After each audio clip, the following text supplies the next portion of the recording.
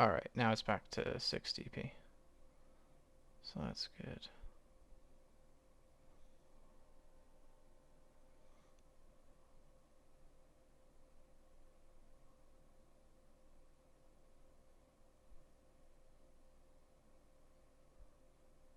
What's your chess.com handle? I don't know. Dave Crockett. I sent you an invite, bro. Yeah, to log in and create my own account. I had to I recover my account. really? Oh, I'm sorry. I sent you a challenge link, so Oh, the fact that it didn't work is kind of sad. well, because I don't like you sent. No, it's like it says that you can play with anyone. It just misrepresents the product, dude. That's all. It's pretty common nowadays. Doesn't seem to be like illegal or anything for some reason. No, I think that makes sense. That if I didn't have an account, it probably would work, but I already do. So now Right, that I've logged back into it, but when I send you the thing, it makes it sound like you don't need anything to play with me. I probably don't. You don't need an account or anything, it says. Like it makes it seem like you don't there's no work on your end to be done Yeah, and that's probably the case. if you have a chess.com account already. I didn't need to use it. I just Oh, it okay. doesn't matter. Interesting. Okay. Cuz it said that it sent you a link and then when I went and looked and saw what I actually sent you, it said that it sent you something to log in, which I thought was Yes. strange. Right, okay. I that's not what I was anticipating sending you when I was sending you a link to play, if that makes sense.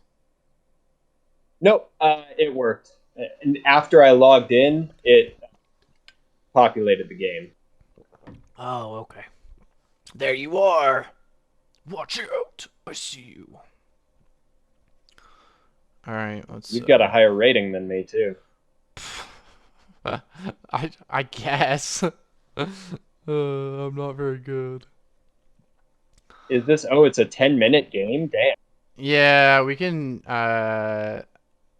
change that if you want. I guess. Well, whatever. It doesn't matter. We'll just play it. And Yeah, we can. I mean, if we're going to be playing and chatting, we'll either we probably want more time. Just do a lot of fast games, and somebody will yeah, probably lose on the clock. I mean, I'm sure I'll probably lose. So I'll just start. If you do better than me within 10 minutes, It's not starting? Oh, does it not start until you go or what? there. Each one of us has 10 minutes. That's how. Yeah.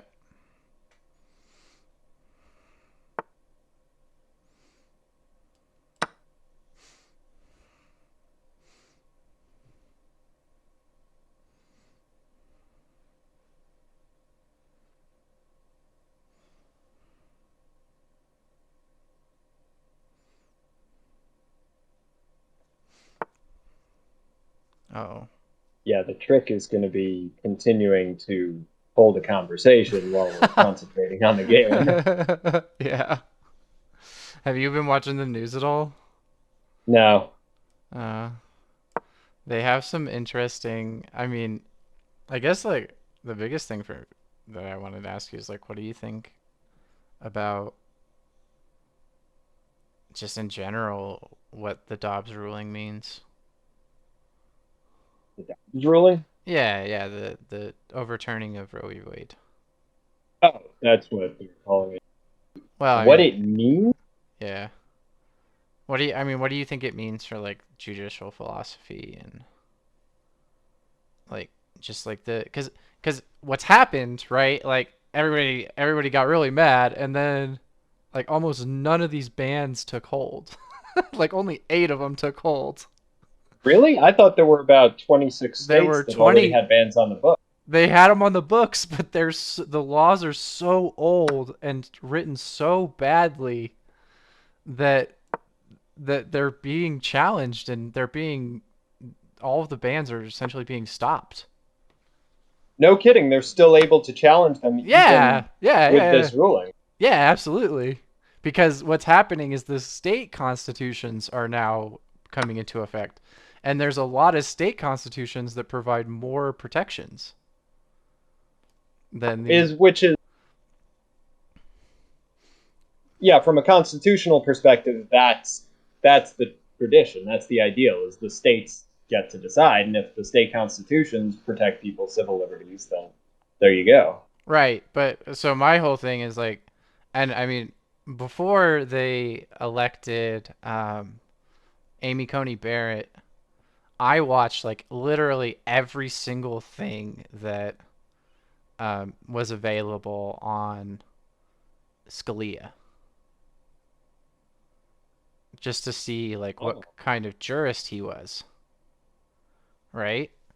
And because she was Scalia's clerk, right? And like these Supreme Court justices like essentially groom their replacements, right? Like Hmm. I'm sure that she was on a list that Scalia put forward when he retired of people that he thought that were his clerks that were worthy of the seat, you know?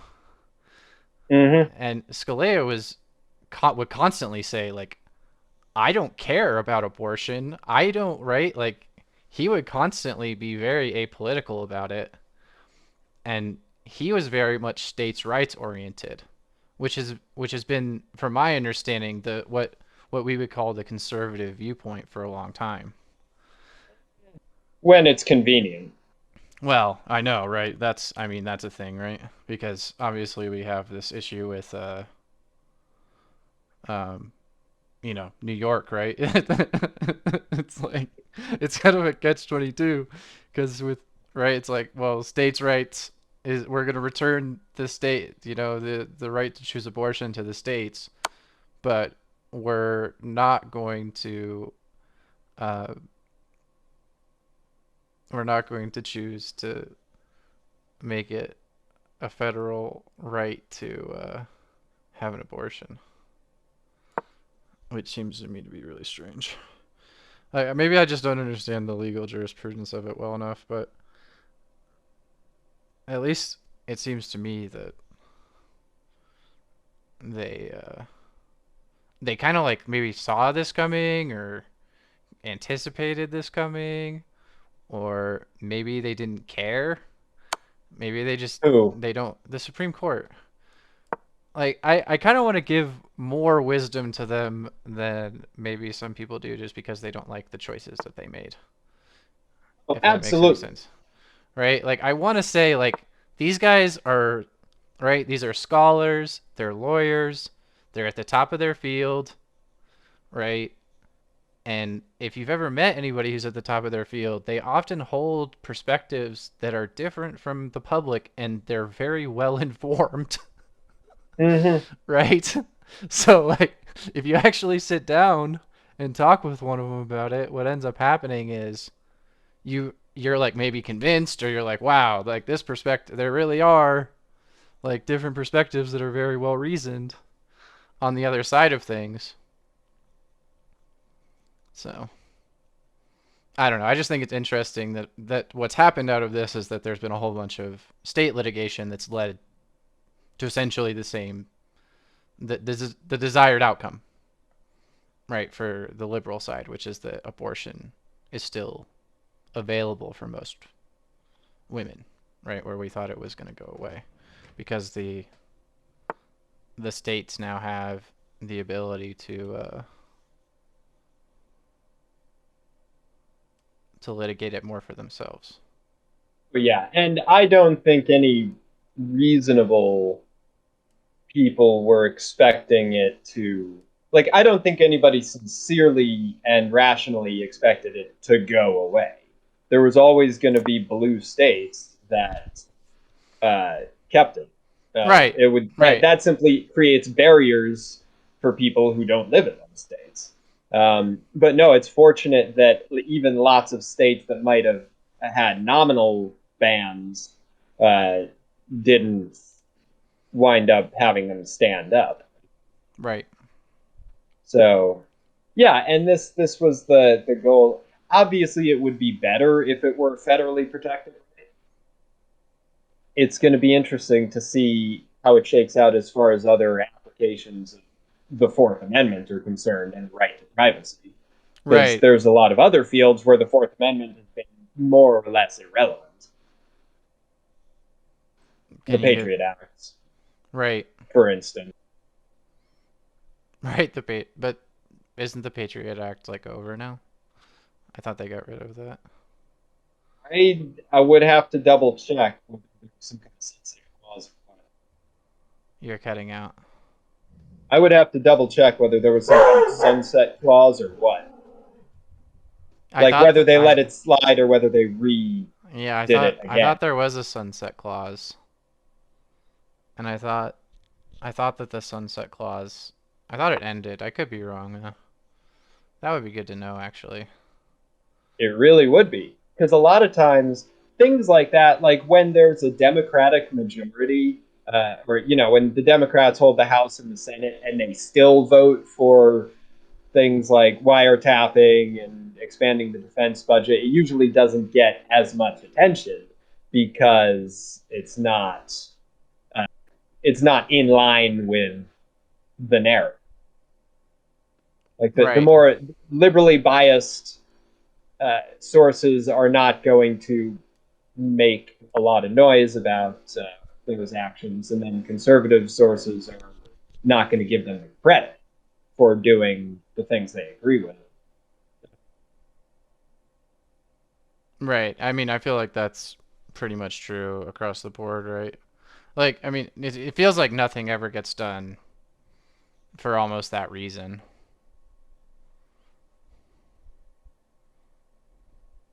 Like nobody wants to give anybody credit. The only reason they passed any like gun bill at all was because they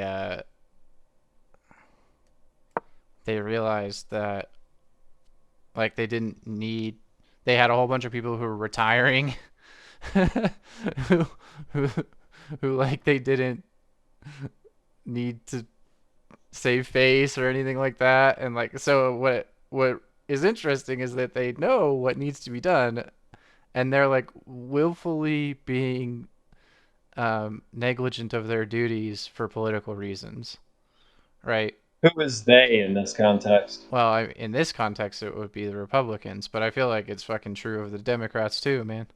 Like it, because it seems so obvious, right? Like there were what the Republicans did is they're like, all right, who are 10 people we can throw away who don't matter to our voting bloc, who can like actually get something done for us, but fundamentally mean nothing, right? To like the future of the party because they're going to retire or whatever. Blah blah blah blah blah. Hmm. I mean, that's. I thought there were 10 of them who had a conscience, but your No, interpretation is probably. no way in hell. That's not absolutely not what's going on there. At least as far as I can tell, because like none of the people who voted for it are people who are going to stay in office on the Republican side. Uh, Yeah, not a single one of them. So like they equivalent they voted to do the right thing, but not because it was the right thing to do. It's just because, well, maybe it was because it was the right thing to do. I don't know. So it's a mystery to me, really. I'm not really sure what the whole purpose of. I honestly, I just don't know what they're doing, what their intentions are, what they think they're going to achieve. Like, I know um, they have agendas and stuff. It just, I don't get it. yeah, that's always a major, trying to figure that one out. I think I a mean, I lot of kind of this do, but you think a lot of what? Sorry. a lot of it is simply promises kept, if that makes any sense. Yeah, campaign promises, promises to donors, promises to.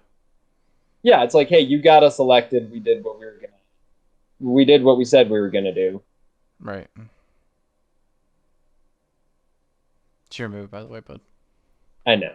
Okay. You just don't have very long. I know. Okay. I've already lost anyways. It's not like Hmm.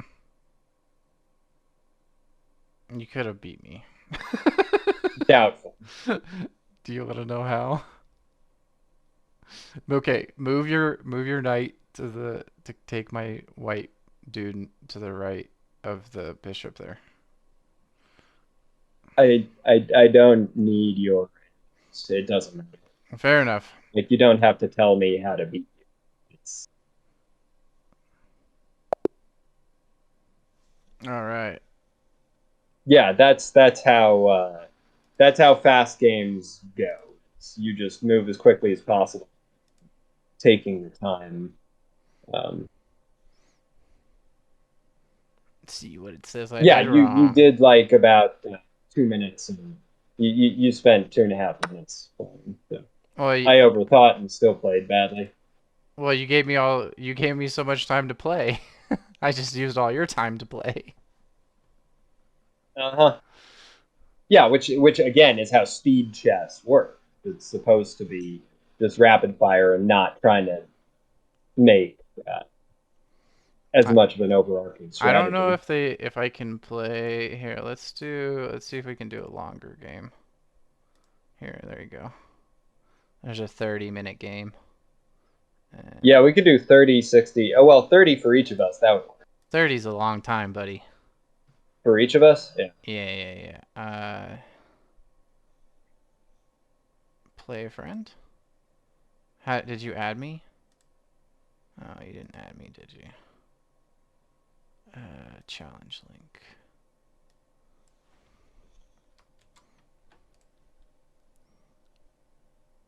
But yeah, so this, I mean, the overturning Roe v. Wade has been a strategy for decades.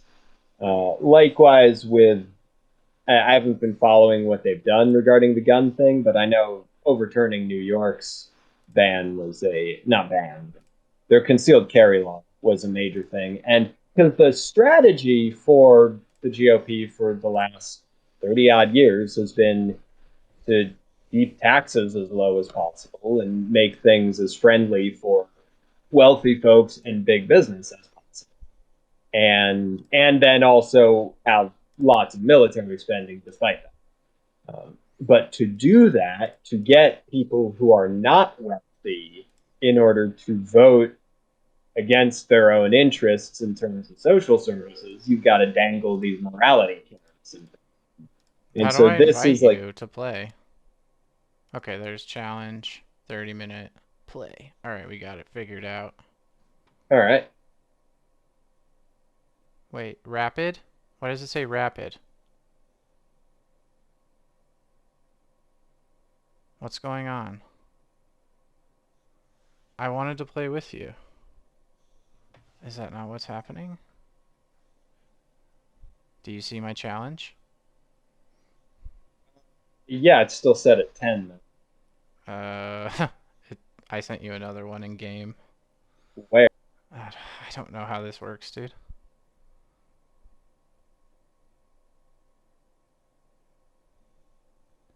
I sent you one.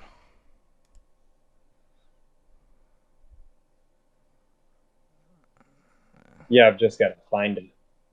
Huh? I just have to find it. Yeah, I don't know where it is. Play, maybe? My Uh, phone is pinging. yeah, I don't know what's going on. Play a friend. Click on that. Send this. 30 minutes. Play. Okay. Okay, so I sent you another invite.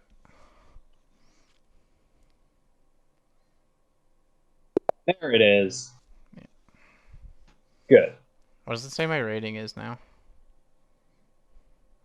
Your rating is 1307. Uh, I have legitimately no idea how to play this game. Eh, still winning. I played a lot in element or like in school.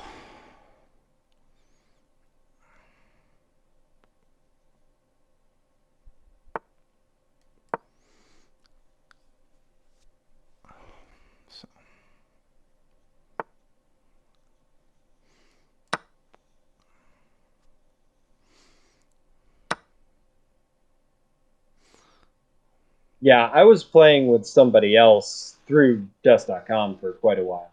And I started learning about like openings and different strategy like that.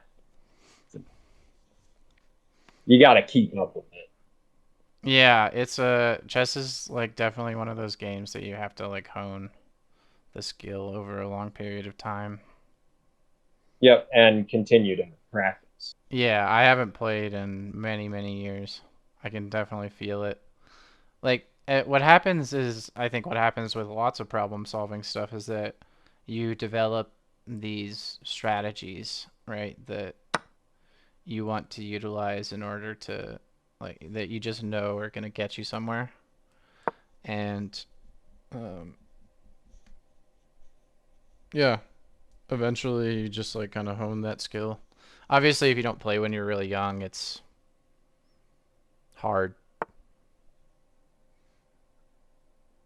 Yeah, it definitely helps to learn it young, just have the basic moves unlocked, and then you develop strategies, you learn default reactions.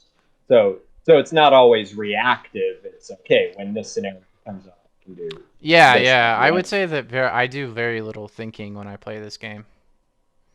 Hmm. Yeah, most of it's like very intuitive, I would say. But I know that like when I play other games, it's not like that at all. I mean, obviously like the interface is pretty simple for chess and when you compare it to like other things like World of Warcraft or um, really anything at all. Yeah. Well, it's Any video game. simple.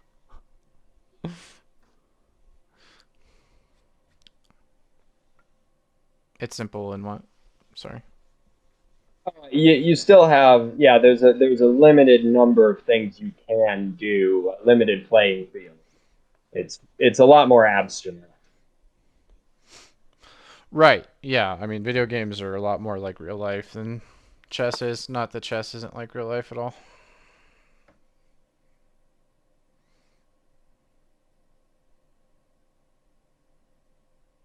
I would say chess is probably like one of them. Like, it definitely has applications to real life as far as, like what it is that people are like interested in as far as strategy and stuff goes. Like, there's a lot of application to like the limitations of certain structures and like the way you can manipulate certain structures just by the nature of their like ontology or something, if that makes sense. I'm talking like really abstractly about what chess is, but like I'm talking like more like well, when people say like how does chess apply to life, because you'll often hear like people who are really good at chess like chess applies to life because it has something about the abstract structure of chess, right? Just like Go, for example. Like Go is that would be a game to play That would be a that great neither of game to us know play. how to play. I know how to play. Well, I don't. I don't know how to play Go. I mean, I'm sure you know the rules. I don't know the rules. I honestly couldn't Really? figure. Yeah, yeah, yeah. People have taught me to play Go a couple of times, and it's never worked out that well for me. Because it is dead ass simple. Really? Yep. Hmm. I mean, the rules, it's a very complex game, but the rules are very simple. It's just encirclement. You, Right. I get that, but like when I watch people play Go, I realize that that's not like what I want to do. Or like I realize that like I'm doing it wrong or I don't understand like the basic strategy that's involved with it. yeah, the larger strategies are very, but the basic rules are just switching off, putting stones in intersections, and then if you encircle somebody's stone, it gets removed from the board. And the scoring is done at the end when nobody has any. moves left, you count the number of empty spaces that each side controls. The number of empty spaces. So you're trying to maximize empty space, right? Yes, because if there's an empty space, if your opponent can still make a move, then they have to put a token down in an empty space. I So got you. the way the game ends when there are no empty spaces that it's possible to put a token down in, put a stone down in, because they're all controlled. They're encircled by the other side. So yeah, whoever encircles more space wins. Yeah, and that part I never got, like what the rules for encirclement were.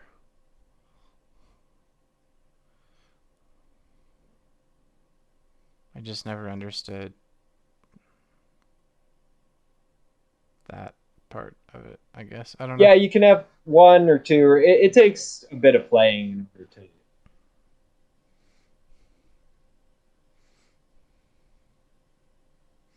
Yeah, I can imagine. figure it out. And I myself would have to brush up on that. For sure. It's definitely interesting. And Go's like obviously a super interesting game because it's so old. Like there's this and Go and chess are fascinating in that respect.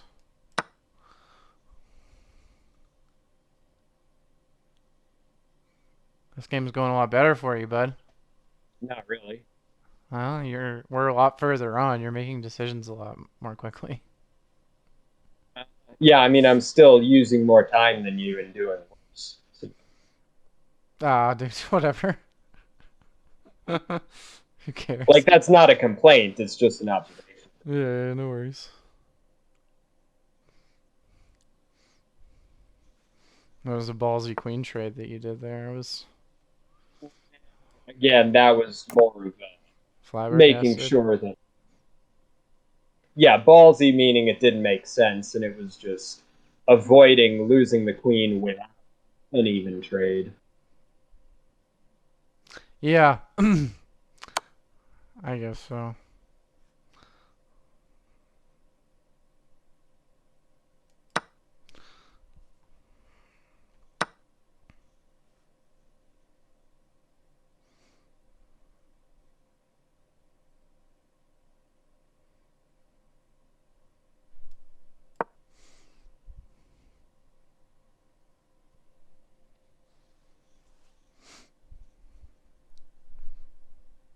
What do you think of this ruling about keeping migrants out of the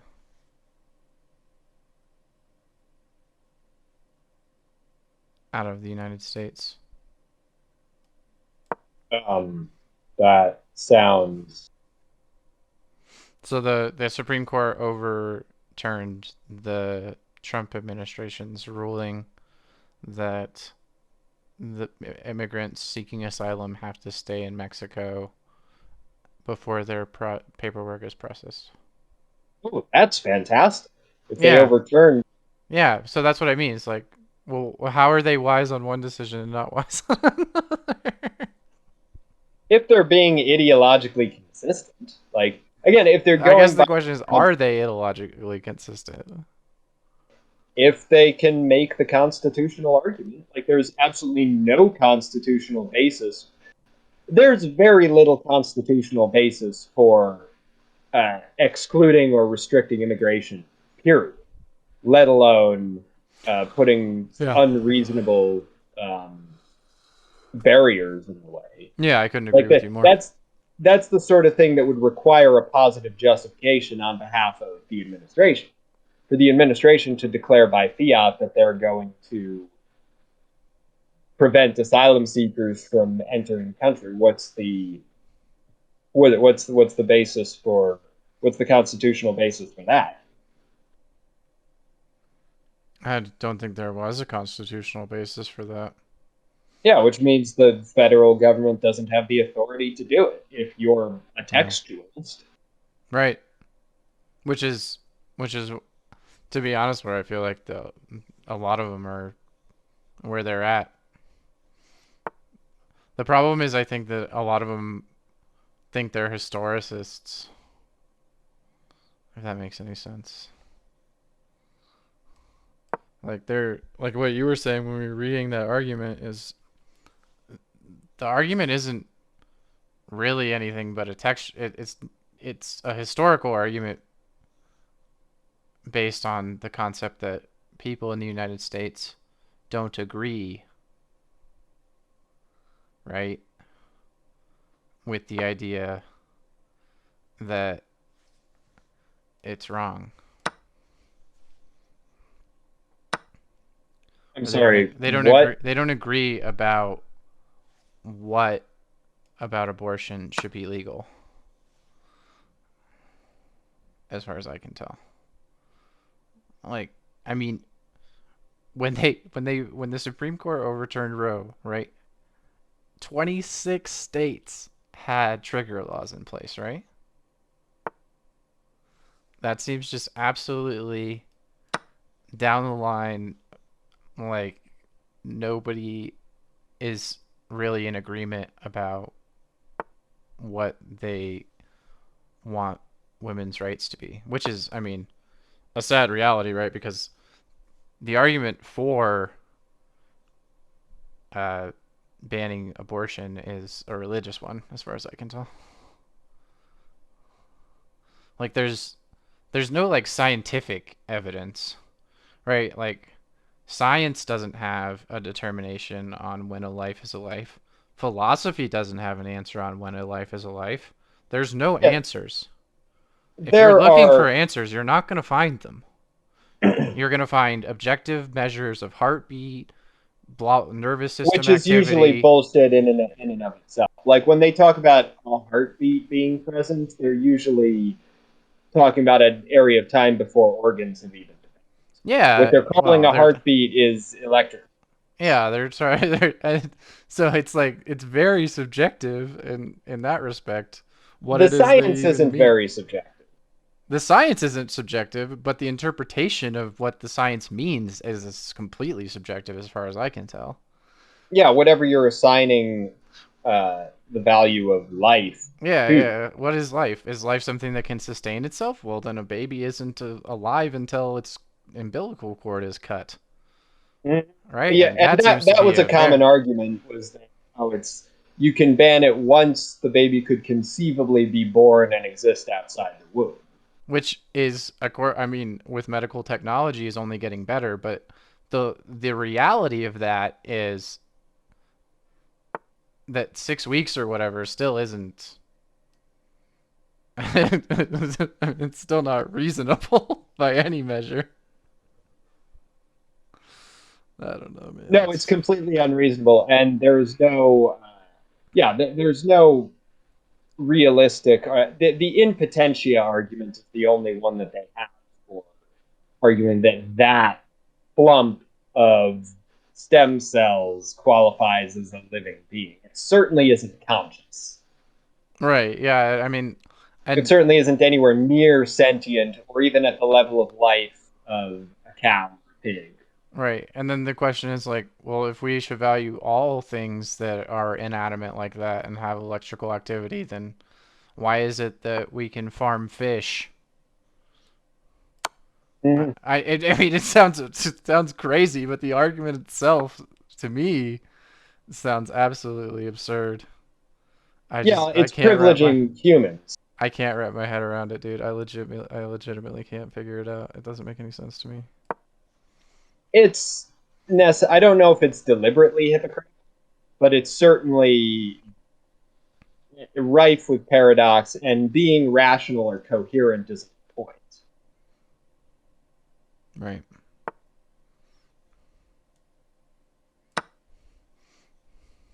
Being rational or coherent isn't the point. No, it doesn't need to be. The whole, I'm not sure what you would call it, but again, there's an ongoing. If you can convince people to accept a paradox, you can convince them to believe anything Right. necessarily, and it's almost a sieve in that it's almost a filter in that the folks who are going to willfully ignore the logical inconsistencies are going to be even more passionate and even more enthusiastic in their defense, because they're arguing for what for them is an absolute necessary truth. So it's the foundation of their ethical structure. It's the foundation of how they view the world, of their us versus them um, categories. Mm-hmm.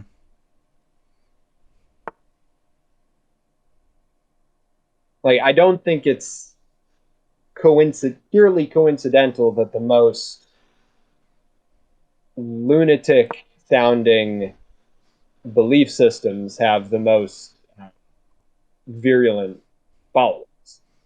Right. Yeah, that's maybe something that we could talk about for a little bit because I think that that's an interesting phenomenon. Is that it does seem obvious, right, that the people who believe the craziest stuff are like the most adamant about how crazy it is. And maybe there's like some function of belief where switching in that respect, right? Like being able to believe propositions like that, um, just like puts you in a space where anything is believable, or Yeah. that you've spent so much time and energy figuring out how what it is that you believe to be true can be true, that when you've already dismissed any reasonable argument. Yes, and you've become emotionally invested, and your sense of self has become invested Right, in it being correct. right. Because if it's not correct, then everything that you discounted to be true or believed to be right, everything that you, all the mental gymnastics that you needed to perform in order to get to that conclusion, just destroyed any reasonable arguments that you could possibly provide.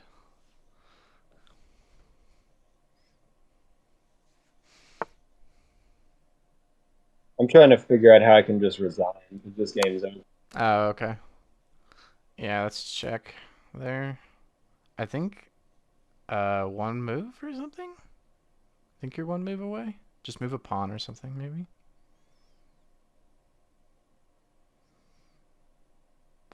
Oh, yeah, yeah, okay. There you go. And then, Yeah, we can play it at. There's got to be a. Yeah, there we go. yeah, yeah. I was like, I'm very close to beating you. So, Yeah, one thing the paradox does is put people into a light trance state. Like if you are listening to somebody contradict themselves, it's mildly hypnotic. right. If you're emotionally invested in believing what they're saying. Uh, oh, it put me with a, it put me with another person.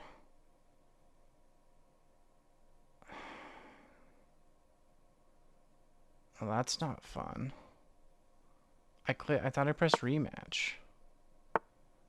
Uh, I guess we can talk while I lose this game real quick to this person. I'm sorry. There's got to be a way to resign. You can't resign. That's the rules, remember? What? Yeah, that's how chess.com works. You have to, the rules are that every person that you're playing is trying their hardest. Oh, never mind. Never mind. Never mind. There is a resign button. I lied. I thought that that was also not cool. I'm very new to chess.com, so please forgive me. It's been a while for me, for sure. Challenge. Challenge versus you. Standard game. Rated. Random play. Did it work?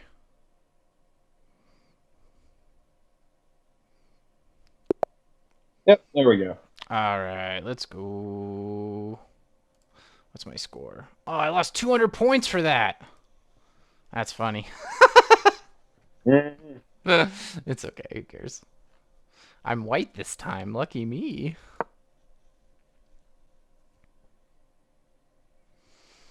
I will say that chess.com, if you play the computer, has like so much good feedback, dude. Oh, it It's does, it's especially, absolutely insane. and the being able to choose the level of the opponent is that. Oh, right. Yeah, I played a 1300 or whatever, and he just absolutely wrecked me. Ooh, a double night opener. What's he gonna do? What's he gonna do? He's gonna take that. That's what he's gonna do. Fucking idiot. Thank you. My B. See, so I'm not as see. I'm not the great chess player that you believe me to be. I don't believe you to be especially great chess player. I I'm just not believe very you to be good. better than me. Like I'm Maybe. I'm clearly neither the great chess player that you believe me to be, especially if I'm trying to talk at the same time. Yeah, that's something that's interesting to me is that at least phenomenologically, I those are two separate activities. I mean, they really shouldn't be. In that, like, multitasking is multitasking. You're Yeah, but either your attention is either on the game or on the words that you. yeah, but I'm using different parts of my brain, right? Like I'm using my visual memory, my visual working memory to play chess, and I'm using my auditory working memory to talk to you. I can like Oh, I can I can feel that there's parallel processing going on. At least from my visual like from the yeah, like my visual working memory is definitely doing stuff independent automatically um, from my audio. Like if I want to think harder, right? If I like really want to like focus on the chess game, then I can. But like when I just look at the game, stuff happens for me. So interesting. Yeah, I don't. yeah, I played a lot of chess. I don't know. You can see like I mean You, in our how fast we move. I mean, you were just talking about how you haven't played. Yeah, but I played a lot of chess in my life. I just haven't played in like probably 5 or 6 years, maybe 10. Like, I haven't played chess seriously in like 20 years probably. But I when I did play, I played a lot. Yeah, so you probably are better than me. Maybe, but it chess is a memory game, so I think that fundamentally, you have probably higher potential than I do. Clearly, after you just chased my knight around the board for 4 minutes. I don't know why you're moving it. I'm not quite sure what you're doing. That makes two of them. It's the acknowledgement of that fact that I appreciate. See, and then the one time I don't. I so I don't have the attention. See, that's the thing is I really struggle to attend to multiple things. I think maybe what it is that you're not quite as familiar with the game as I am. And I don't have the reflex to be sure, yeah, yeah. Cause like you and move and I like don't even need to. I'm just like, oh okay. and obviously when I stop paying attention and just move, Well, that's actually the best I way to move play. poorly. That's the best way to play. For If you the know what? what you're doing, No, no, no. Even if you don't know what like you're if you doing. have, No, no, no, no. uh, Straight clearly up. that's not the case. I mean, you should move according to certain principles, I think. Like Yes, the like not leaving your piece where it's in danger. You need to protect well, your other piece. You than need to that, control the center. yes, No, all that these things require attention. that's the number one thing. Yes, I'm aware of that. As long as you control the Trying center, to you do that and win. have a conversation at the same time. As long as you like it. Control the center and you win. Uh huh. That's Again, didn't work out too hot that's last what. time. Well, I mean, did you control the center? I Or controlled absolutely nothing. yeah, that's what I mean. Spent 4 times as much time as you while simultaneously trying to have a conversation about something completely different. I would say that I controlled the center last game, and that's why I won. You controlled the entire game. I Hilarious. honestly thought you were gonna win for a while. Why? At what point was I? You were really close to beating me a couple times. Well, then I'm so bad that I don't even recognize instances or. Well, I mean, whatever. God damn it, I'm in check. See, fuck you. Fuck you, it's all a lie. He's a liar. He's a liar, chat. Even though it's just me listening.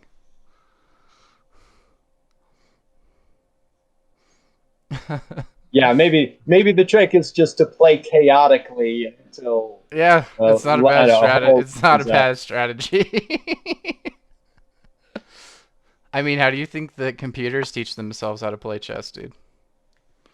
Like, no cap. Playing over and over and over again. Yeah, You're they certainly right. literally It's a do question of random shit. lifetime hours. Yeah, it's like, yeah, don't be too hard on yourself. Just the fact that you know how to play chess puts you above like 99% of the population. I mean, that's not my goal. Huh?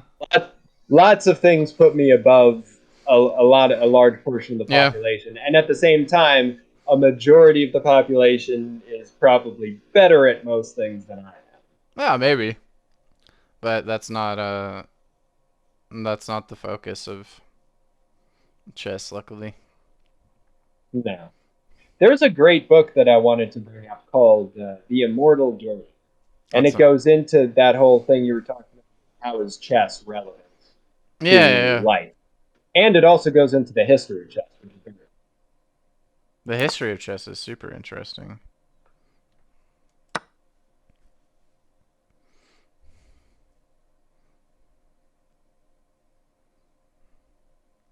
What's she gonna do?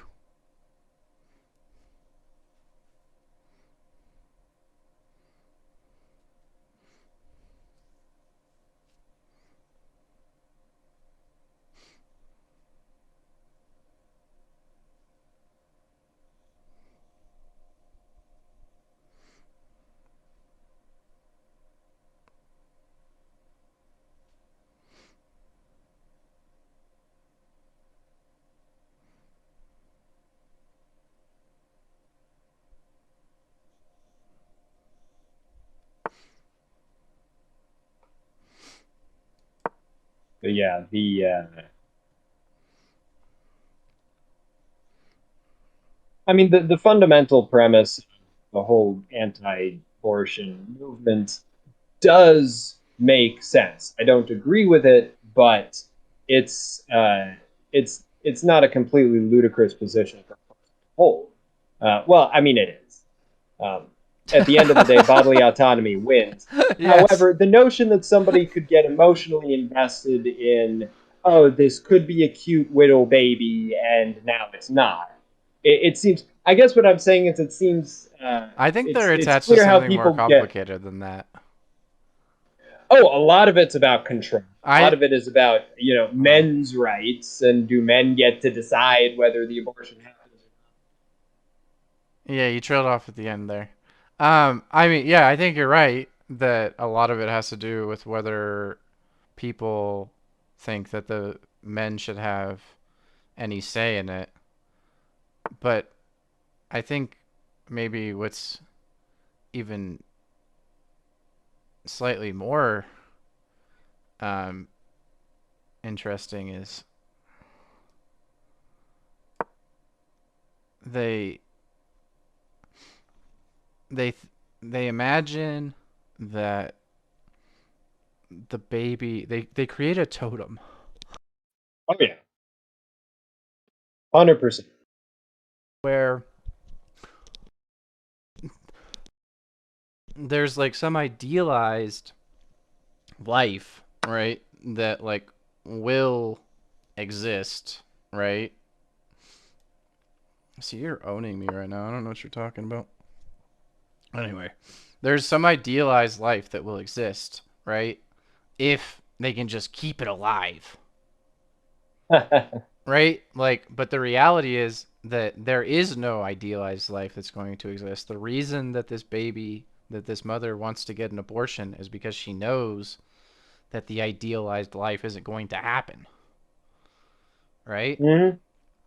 And not only that, but these people are so alienated from the reality of other people's experience of the world that they think that all lives are like their life. That is fundamental. I think That that's fundamental to the explanation of a lot of weird behavior and positions. that's and it's just fundamentally false, Hmm. right? Like the people making the laws and believing, right, and believing that abortion should be illegal are the people who have the best lives, who who don't need to worry about shit. Mm, I mean, They're the that's people a strong from, claim. Yeah. well, maybe not all of them, but I feel like a good majority. I mean, look at the people crying on the steps of the Supreme Court, bro. None of them are broke. Well, for sure, the people protesting about it. Well, Yeah, it the was like with people. Jan 6. People who can afford to take time off work and drive to some city. All the protests where they've got like these $60,000 pickup trucks and Yeah, it's with the insane. full vinyls. Yeah, they're not struggling. It's Clear. insane. And they want, and their intention is to maintain the status quo for themselves. Yeah. Now that being That's all they give said, a fuck about. They don't care about anything else, as far as I can tell. not it's the maintaining the status quo is the thing about reactionary movements are almost indistinguishable from reform movements or revolutionary movements or anything like that, except they follow this narrative of an ideal past. It's all about the ideal, the halcyon days of how things used to be, and things always used to be better. Mm-hmm. So by fetishizing that, that their apparent revolt is always to move things backwards instead of forwards to something that probably never existed to begin with. Right. So like status quo was Roe v. Wade. Like that was the status quo. Yeah, legal abortion is the status quo for most of the developed world. Right. Yeah. I mean, that's what's I think the most interesting, right? Is that they say there's no historical precedent for it, but in my opinion, in most respects, the historical precedent is the world precedent for human rights. Right? Yeah, They and said there's no there's historical precedent, but the historical precedent is a historical precedent of human rights. I just I don't know. The decision just doesn't make any sense to me. The reasoning behind the decision doesn't make any sense to me.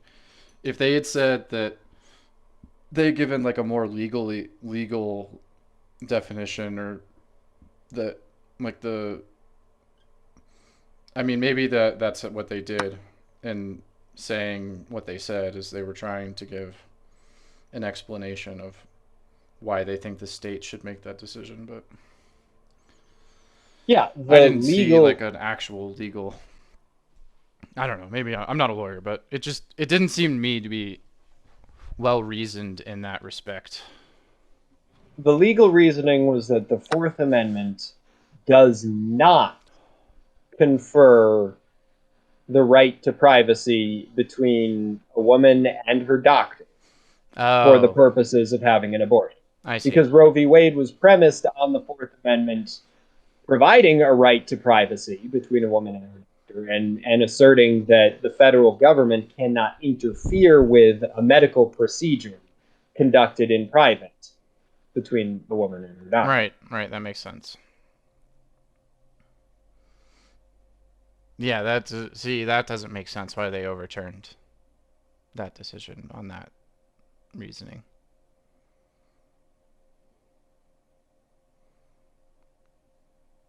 I I guess, haven't read the entire. but that would make sense why um, having one person who can make the decision by themselves would make it more complicated if you have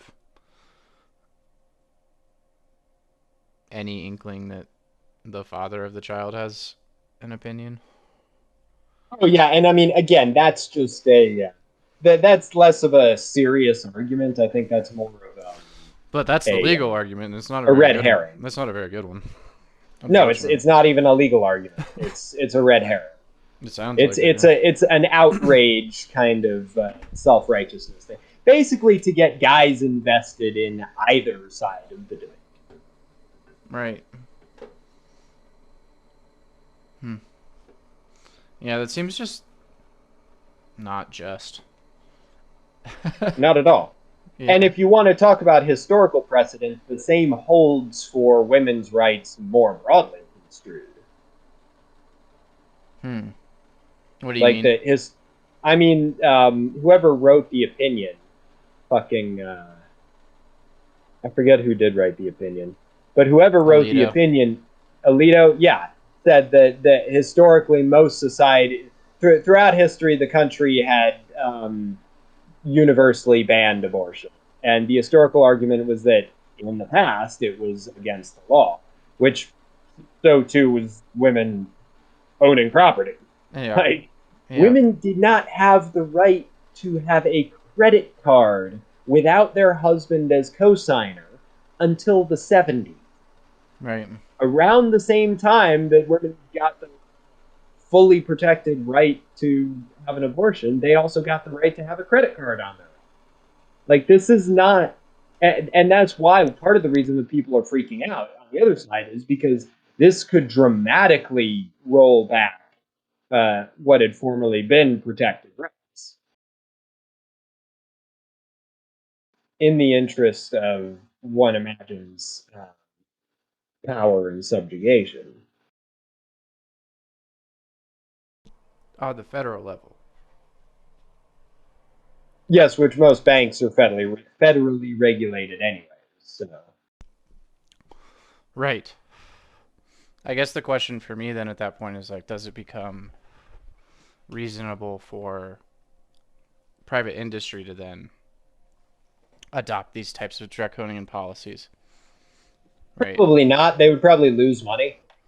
One other additional reason for banning abortion is that it increases the labor force Right. and also increases the consumer base. Yeah. It increases. Yep. Yeah. It And increases it the labor increases, force that will be in poverty too, yes, that need jobs. Which is what I was yeah, talking about last time we discussed this. Is that essentially abortion is, and you had rightfully pointed out, is that banning abortion is the answer to is a policy answer to not having good immigration policy, right? mm-hmm. Because if your population is in decline and the only way to fix your population decline is A, either allow for immigration, or B, have more babies, right? Then it seems to me, oh, congrats on that, by the way. It seems to me that the only thing to do is either ban abortion or get better immigration policy. And the United States decided that what they wanted to do was create more workers on the inside of the country than allow for more immigration, even though they ruled favorably in terms of asylum seekers. But I mean, immigration is just going to get more and more complicated as like America's failed drug wars in the middle or in Central America like come to fruition, The and Middle East. the Middle East, the Middle East, Don't and forget, the Taliban had eliminated heroin production while they ruled Afghanistan. The current heroin epidemic has been heavily influenced well, by our but activities in but Afghanistan. what's interesting is that heroin is actually better than like Van? fentanyl. Oh, sure. or what is it? Benzo laced Oh fentanyl is God, now benzodiazepine laced fentanyl is the new thing now that they're making. Jesus Christ! So, I mean, what's interesting is like that issue actually doesn't exist in Europe, right? So, like in the Okay. United States, that we have like these very niche drugs that are starting to manifest themselves in relationship to drug policy, right? But in Europe, the the increase in nice move, bro. See, you're not so bad. I just Uh, need to take my time. why can't I move there? Oh, okay, easy. Anyway,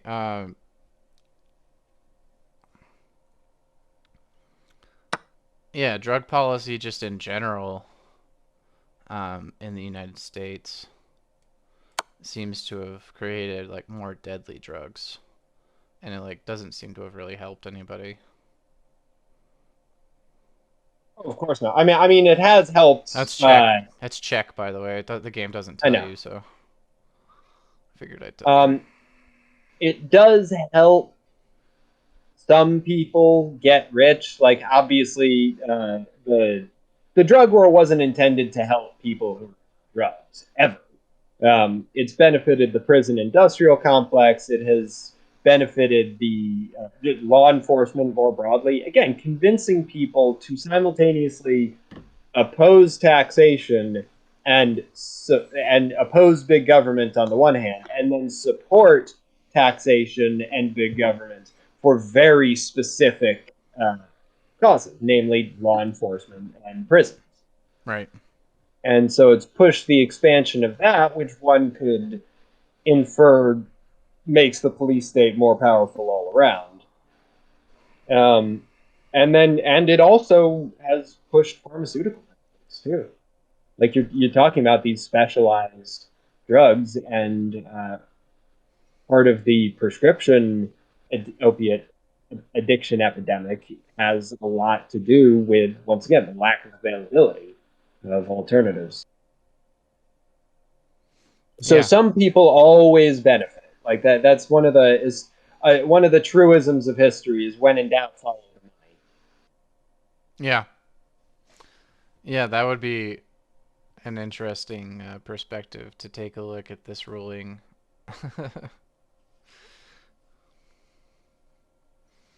I don't know if there's any real indication that um,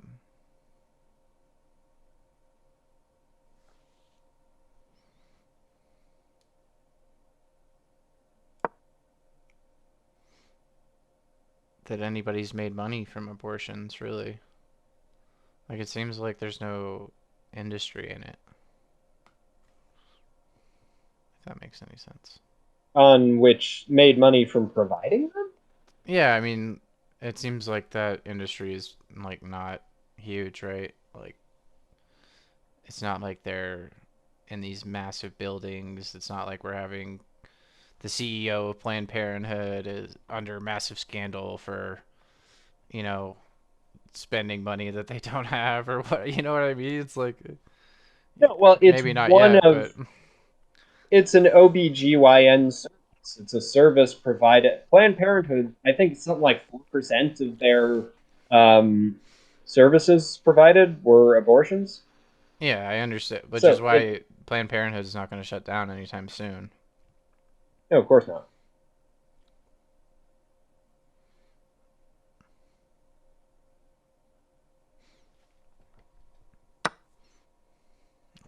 But yeah, the money thing, I mean, that's where it gets more complicated. Again, I think it was such a driver, an emotional driver for people. Oh, I'm an idiot. As far as like getting people to vote again for the whole that just happened. Check.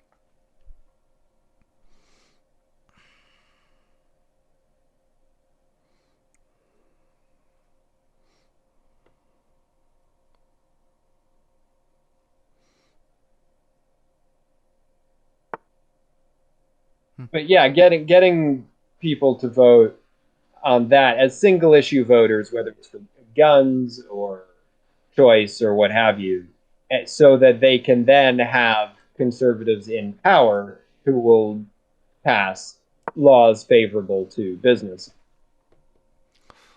Right. I mean, that seemed to be like the meta goal is to like somehow increase business,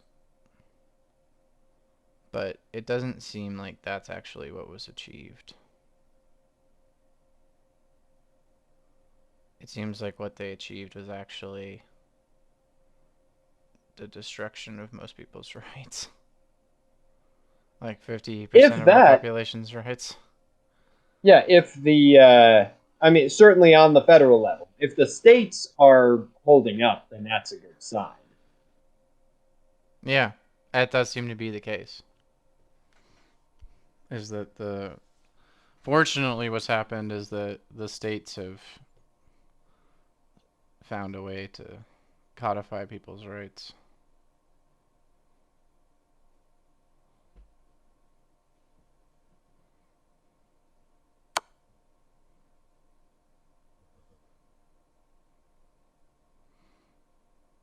Which was what the founders intended.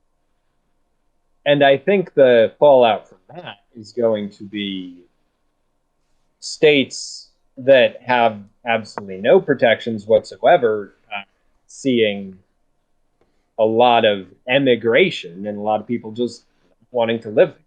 The red states, which already tend to be poor, are going to wind up getting poorer, have less of a tax base, have more people living in poverty to support whatever token social services.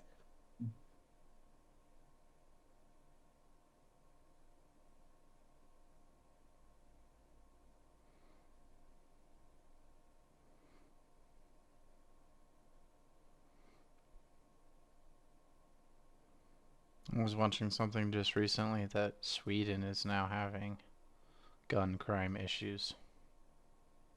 No kidding. I mean, I know they had the one major.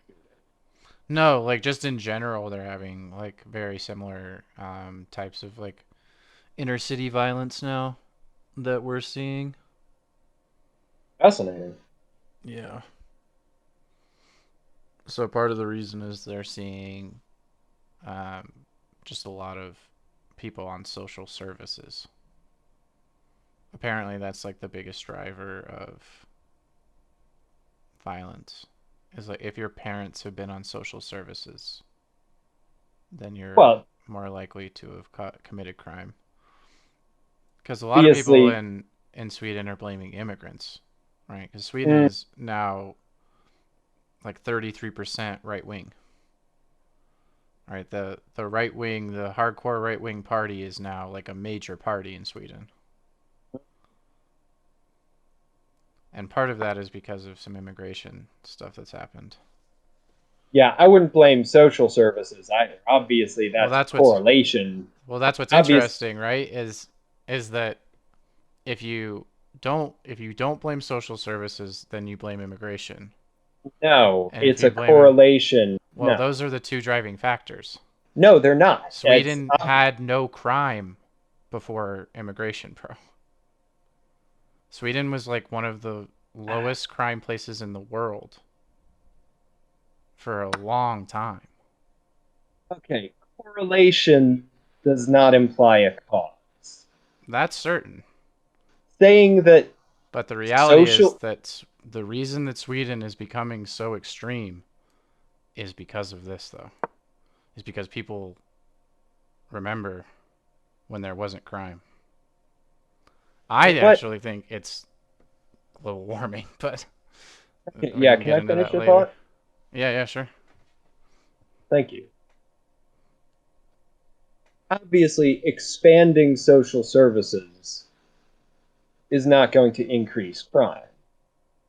Oh, The increase in the use of social services and the increase in crime probably both correlate to an increase in poverty because poverty is a major driver of crime, irrespective of whether social services are present or not. right. So to claim that increased social services is driving the But crime Sweden rate is one of the is most. confusing correlation with a cause. Well, I'm just quoting what one of their social directors was saying about why they think that they're having issues. So I thought that was an interesting claim, right? It's because they were trying to deliberately take off pressure from immigration, the argument for immigration, by By saying blaming social services. Yeah. but this is somebody from the social services, right? Well, they're probably reporting an increase in use. Right. They are reporting an increase in use. So not having finished college and not having having parent or not having finished your primary education and having parents on social services are the primary drivers of violence in Sweden currently. Which makes sense because it's a function of poverty. You gonna kill me or you had like so many opportunities? Excuse me? You're like there's just you could have checkmated me like 5 or 6 times. Okay, so even winning is still open to critique. Gotcha. I'm waiting to lose. Yeah, You've just I'm been waiting taking for. all my pieces slowly. Uh-huh. Okay. So eventually I'll win if I just run away for long enough.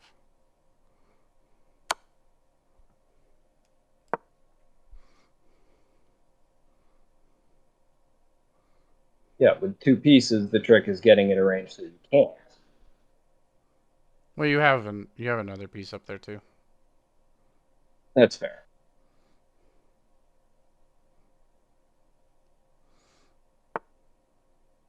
No, that's not what I meant. That's fine. I'll just keep running. Oh, wait, I have to run back. Wait, can I even move? Oh, I think I have to oscillate between these two positions. I think I've like technically lost because I can't move any pieces except for maybe one. Yeah, I need to like pincer you so that there's nowhere you can Yeah, you just move your queen.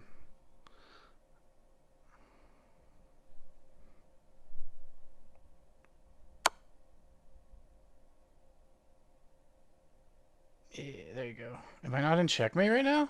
Can I move somewhere? I think I can move here. There you go. Now I'm done. I think. I'll just resign. Unless you want to checkmate me. And I move here. do here. Do I move You here? might be able to get me to fuck something up. I just am I gonna win? Yay! Wait.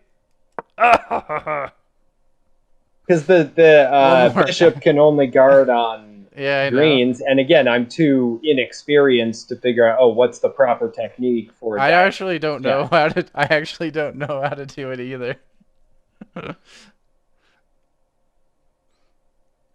I'd probably use the knight or something. I'm curious though, actually, how long I can avoid this. I move here now, yeah.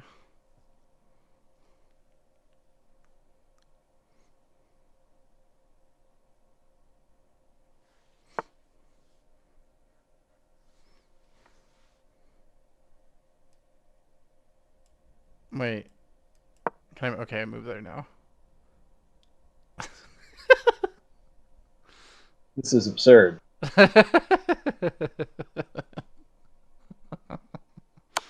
There you go.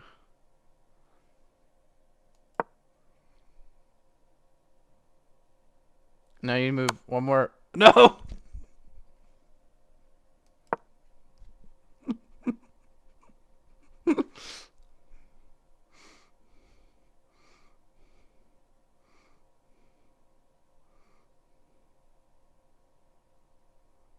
I think.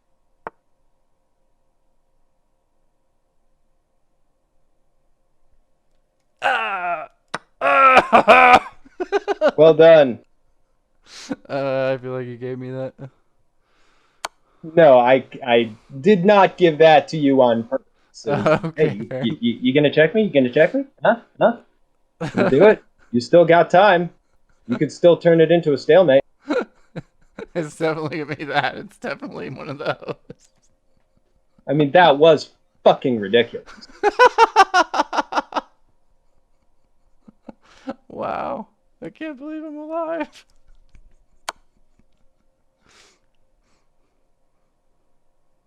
Hmm. Very well placed advice. Alright, buddy. We'll take the draw. I mean, it's just gonna give me the draw because I have so much time. I'll be right back. I gotta go to the bathroom. Sorry, bud.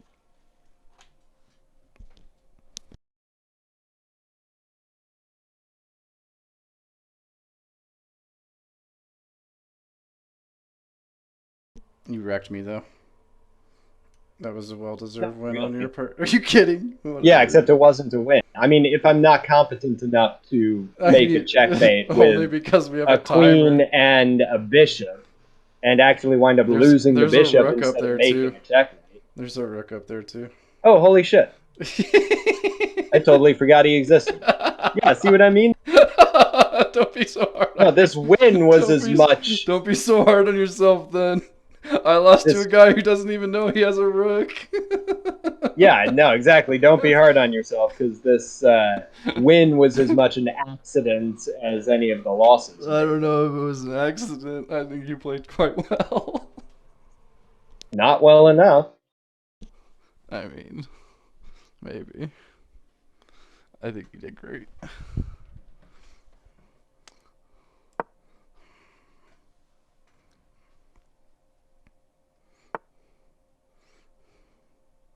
Oh, I have to run down your clock. Alright, let's go. Ring around the rosy.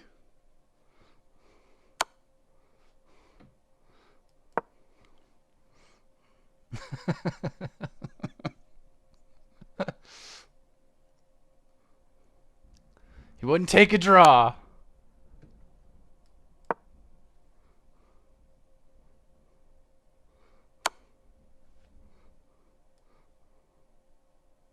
Hmm. It's certain death. Regardless of what I do, I think. You only need to survive for 19 more seconds. I guess. So let's see what happens. Dun dun. Fuck. I actually don't know if you can beat me. I don't know what to do.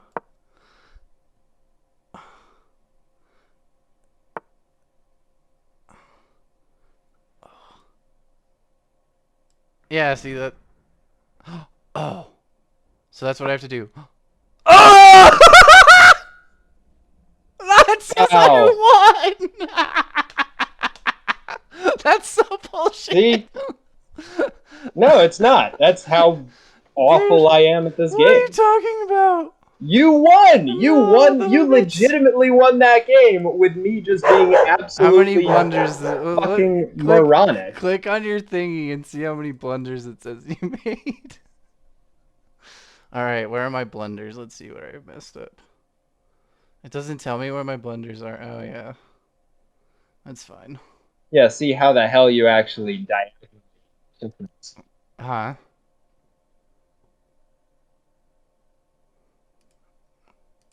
You cut out at the very end. Yeah, see how you actually diagonally checkmate someone. I don't know. It was a rough spot there. So, you know, I don't worry about it. Mm.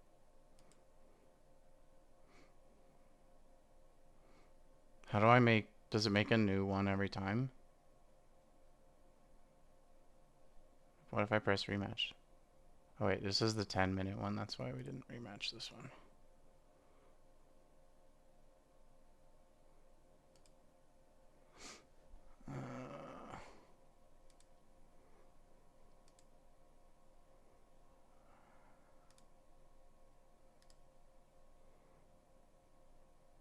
I actually like the interface quite a bit.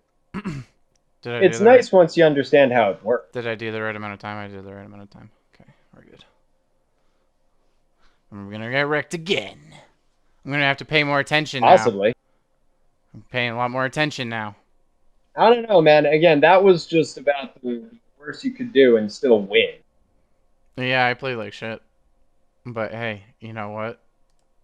I feel like you made me play like shit. You tricked me a couple times. I made you. You tricked me.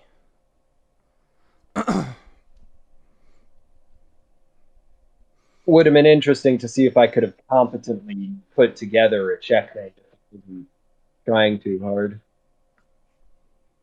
I don't know. I don't know if you could have done it without the rook. No, you can absolutely. I think you can checkmate with a Yeah, but queen and a that's bishop. that's if there's no units around. I had that But pawn even that I was using to fucking juke you a whole bunch. mm, And then I did it again on the other side. even well, even simply forgetting the existence of the rook and never using it. That's embarrassing. I mean, it happens to the best of us, bro. I wouldn't trip. You want to do a 10-minute one? Yeah, 1 second. Okie dokie.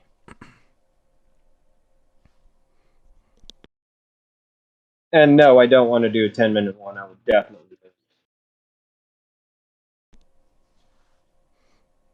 Okay.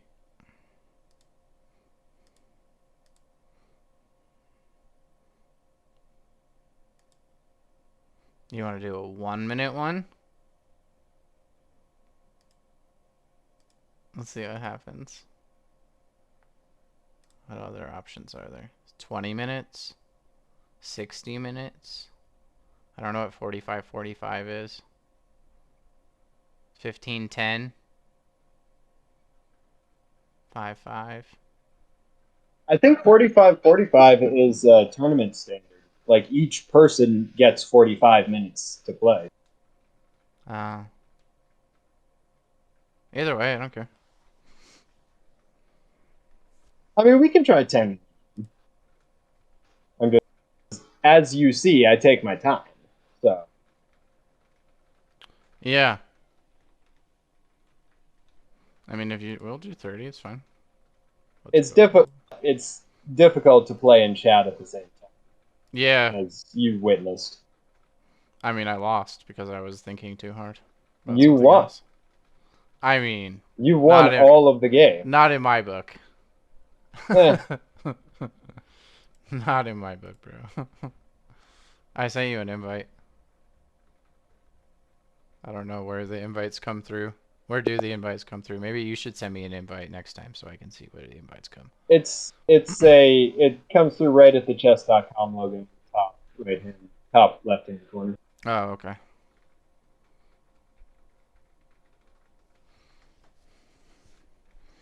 It's your move. Yes. Okay.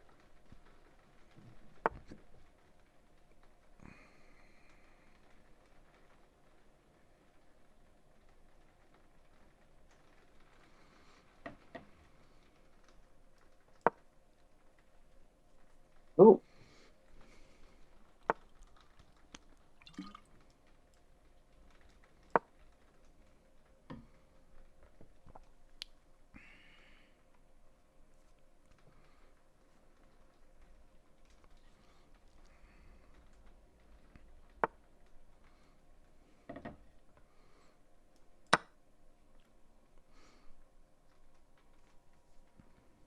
Yeah, see what I mean?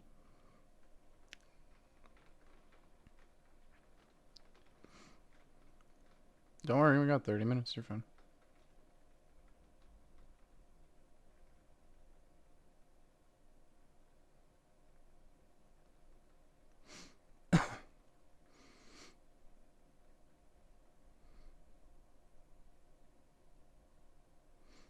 Anyway.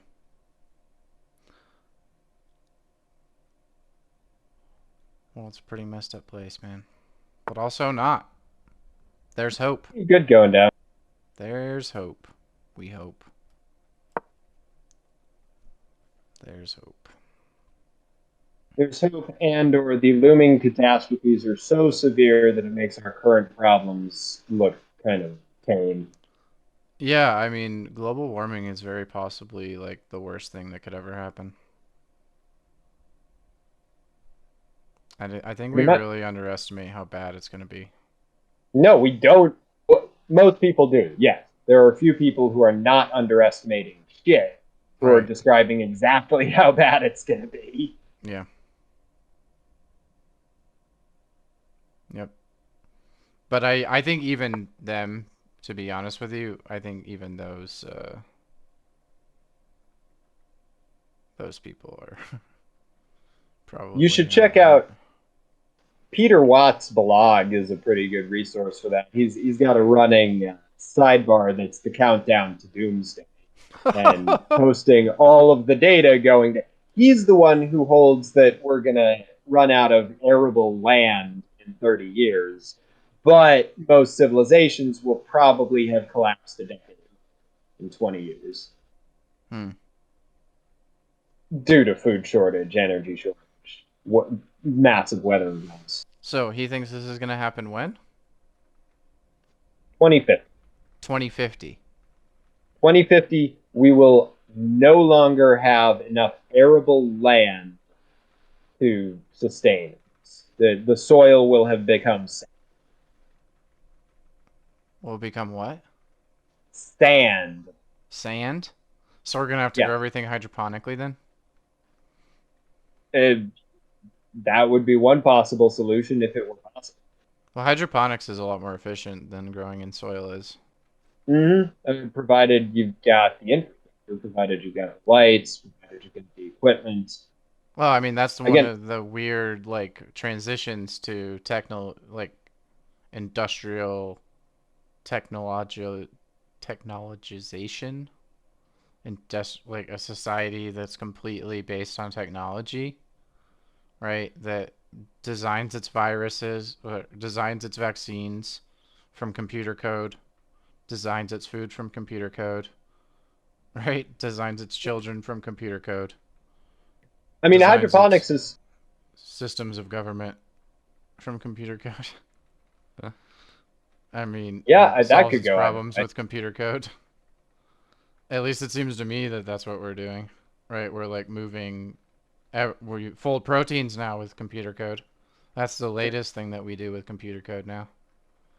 We solved that problem apparently with AlphaFold.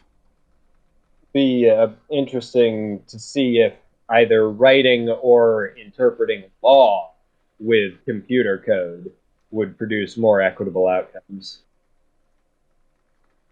I think it At depends this on point, how you how you interpret the computer code. yeah, who writes the algorithm? Yeah. Yeah, I think that then people have talked about that. There's a woman at MIT where her entire research project is on the inequitability or on the inequities of AI systems and their like propensities to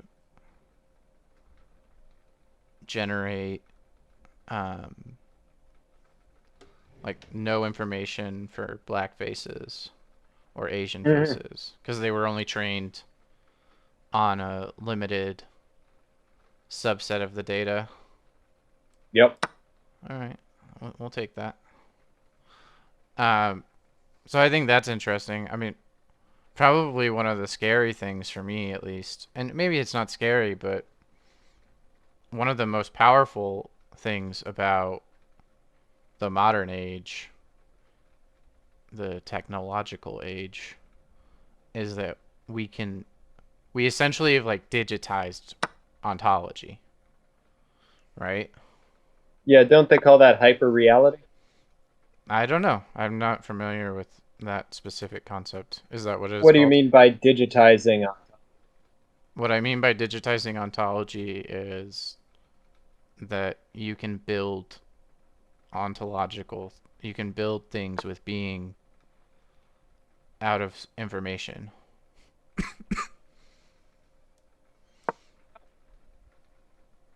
Like you can understand the computer code, right, that generates a virus. In this example, COVID-19, and in so doing, right, you um,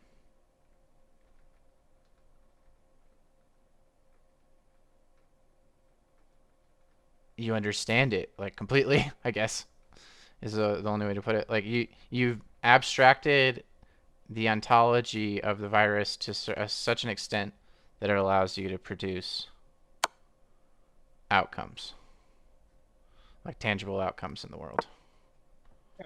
By digitized ontology, you mean we've taken an ontology, we've taken a thing that obtains and can represent it in computer code to the Yeah, degree yeah, that we can interact. yeah. You've essentially moved from ontology to epistemology, right? Like you've equated the two Yeah, well, somehow. computer code is such an Not you, effective but like we have. computer computer code is such an effective means of conveying information.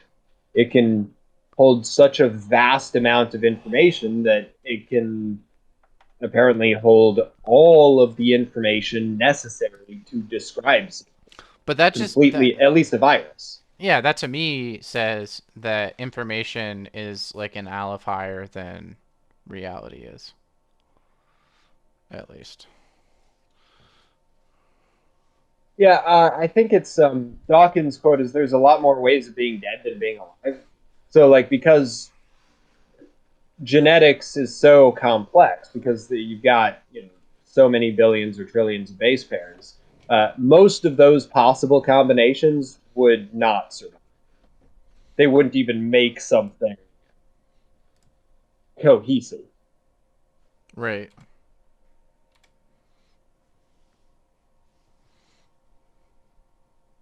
Hmm. So, in that sense, like in the whole thing about information being an aleph higher, Or that's why maybe it two. can contain reality within it. Excuse me? Right. I said, or maybe two, or three. Who Hmm. knows? Who knows how many alephs higher? Who knows where that relationship lies? Right. Like it could be. I mean, the infinities are infinitely larger than the others, so it's Yeah, and I don't hard to have say.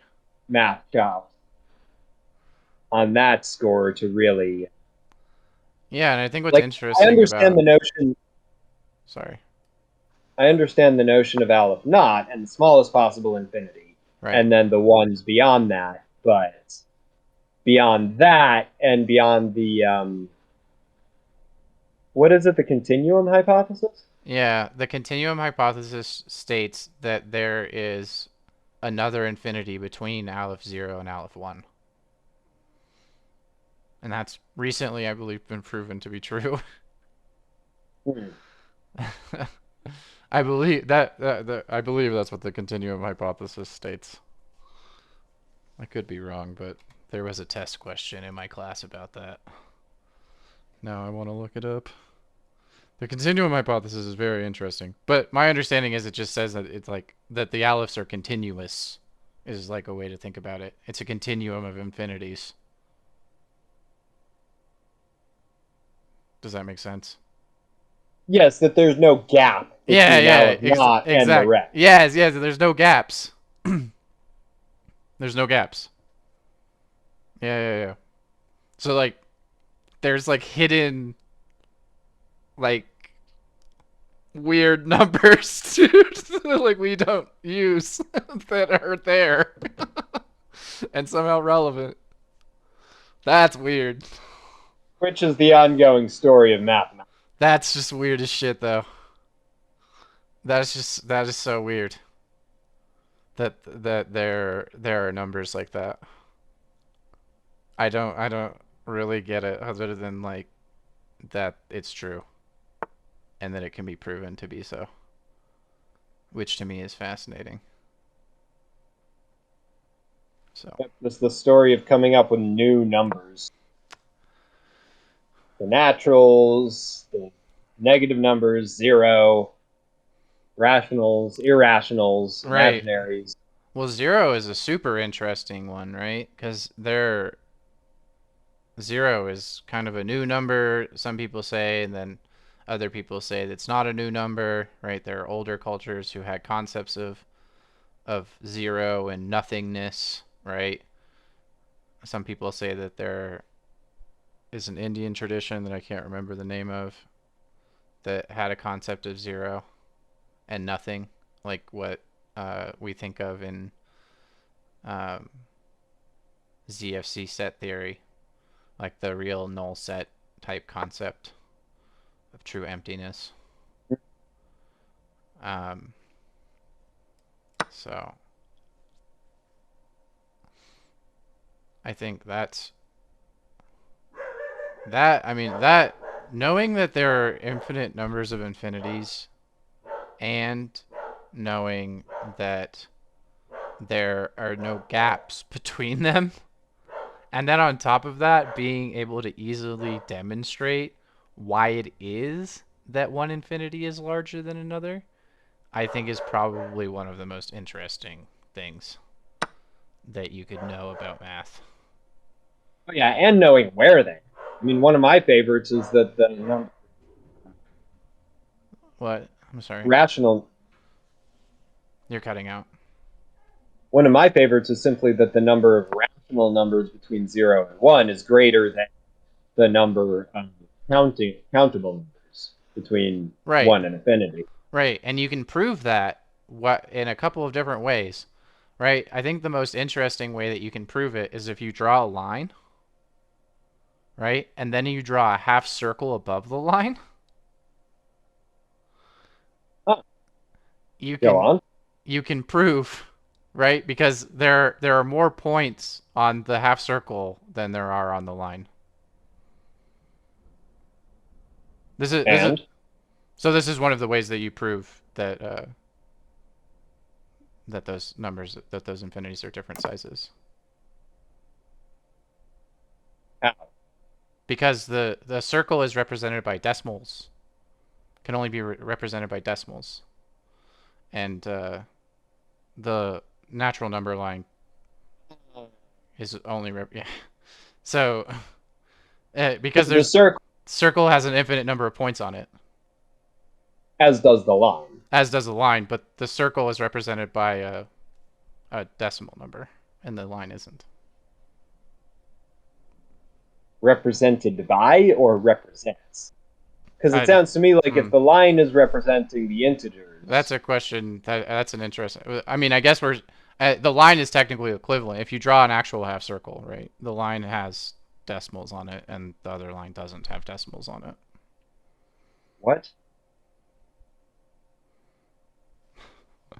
This is just one of the ways that you prove that. Yes, I'm just wondering how the proof I works. can't explain the proof to you right now while we're playing chess, Because it bud. sounds like if you draw a half circle over a line and then draw a whole series of vertical lines intersecting both of them, Mm-hmm. you could have an infinite number of vertical lines intersecting the line, but the circle is still longer. I don't know how you get, like, is the line from 0 to 1, or It doesn't is the matter. line from 0 to infinity? I mean, technically, it's ontologically true that that's true, right? So it doesn't matter how long the line is. What do you mean ontologically true that it's true? Circles just have more points on them than lines do. Yeah. Yeah, so that's just a fact. And because of that, the circle is shown to have you can map 1 point on a line to 2 points on a circle. I think that's the easiest way to give you the answer. Oh, you're talking about an entire circle, not a half circle. I'm talking about a half circle. The half circle has the same amount of points as a whole circle does.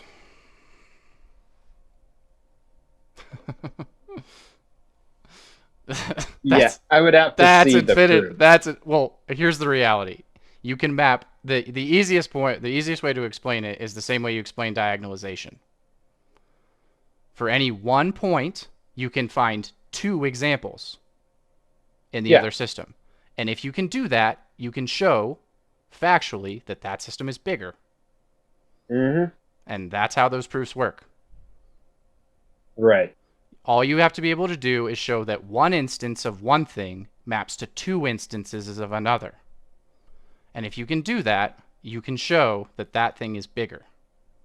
And that's how So, that's how diagonalization works. If you're really really interested in this, diagonalization is the way that they proved that infinities are yeah. larger. And the circle to line example is a geometric representation of diagonalization.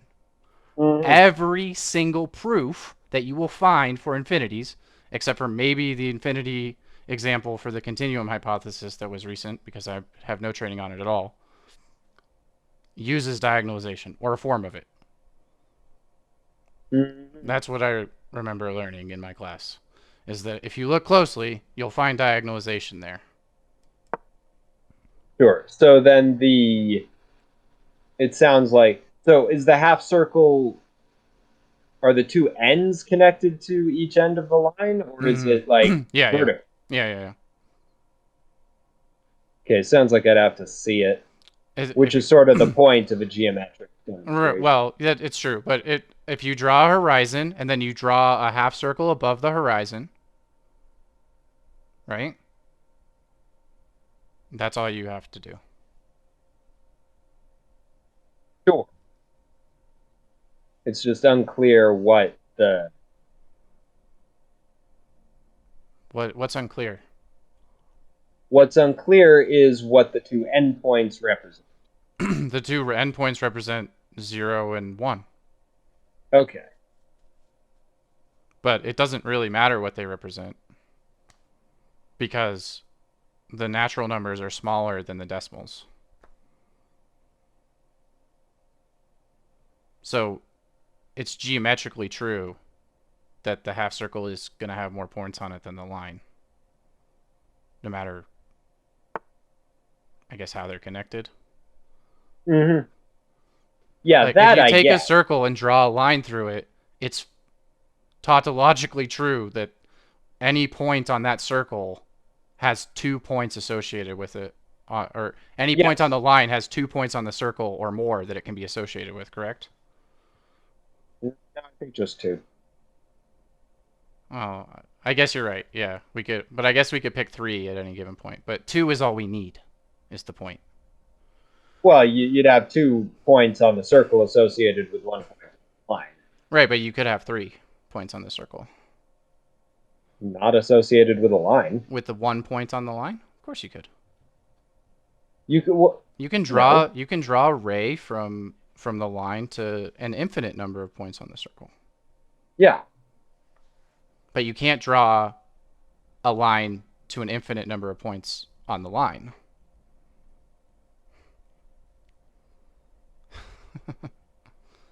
You I see? thought you meant like piercing it, like a line connecting 2 points on the circle to 1 point.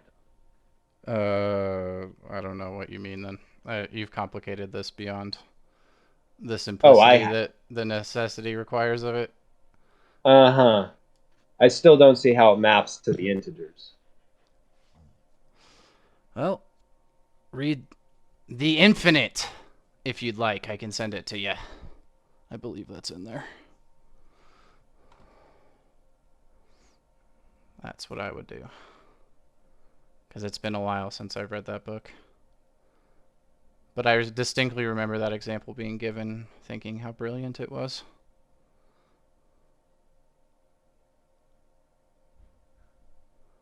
Hmm.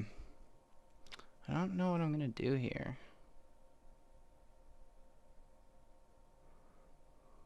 I guess the question that a lot of people ask though is like, what is even the point of like knowing about all these different types of infinite numbers? That's what I asked when I took the class too. I'm not really sure what the reason for that is, or what we even are gaining from knowing that information, if that makes sense. Like, what have we aside obtained?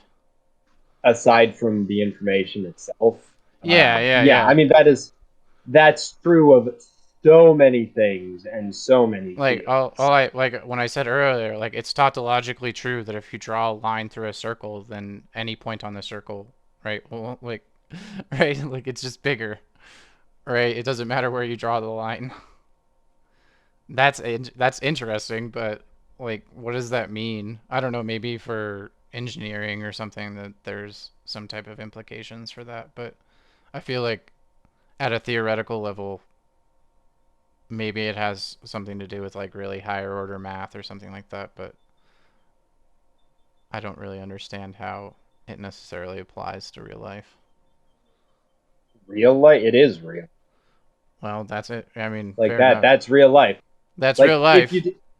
Yeah. if you're only looking for utility, then if you're only looking for means to an end, then the end itself is always going to be useless. Because if it's not useless, it's going to be another means to an end that then that becomes useless. So scratch hard enough and you find that none of it has a meaning. Right. Right. Then I feel like that just is saying that nothing matters. How do we avoid that then? I guess because I feel like you don't hold that position. You're not like a total nihilist,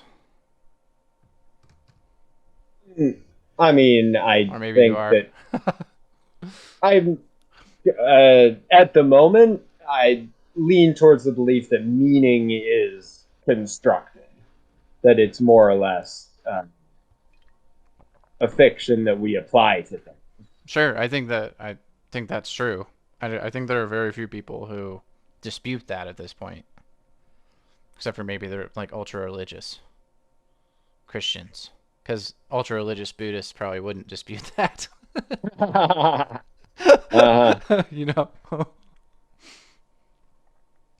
I don't know. I mean, obviously, some religious um, lines of thought have considered numbers to be of some importance.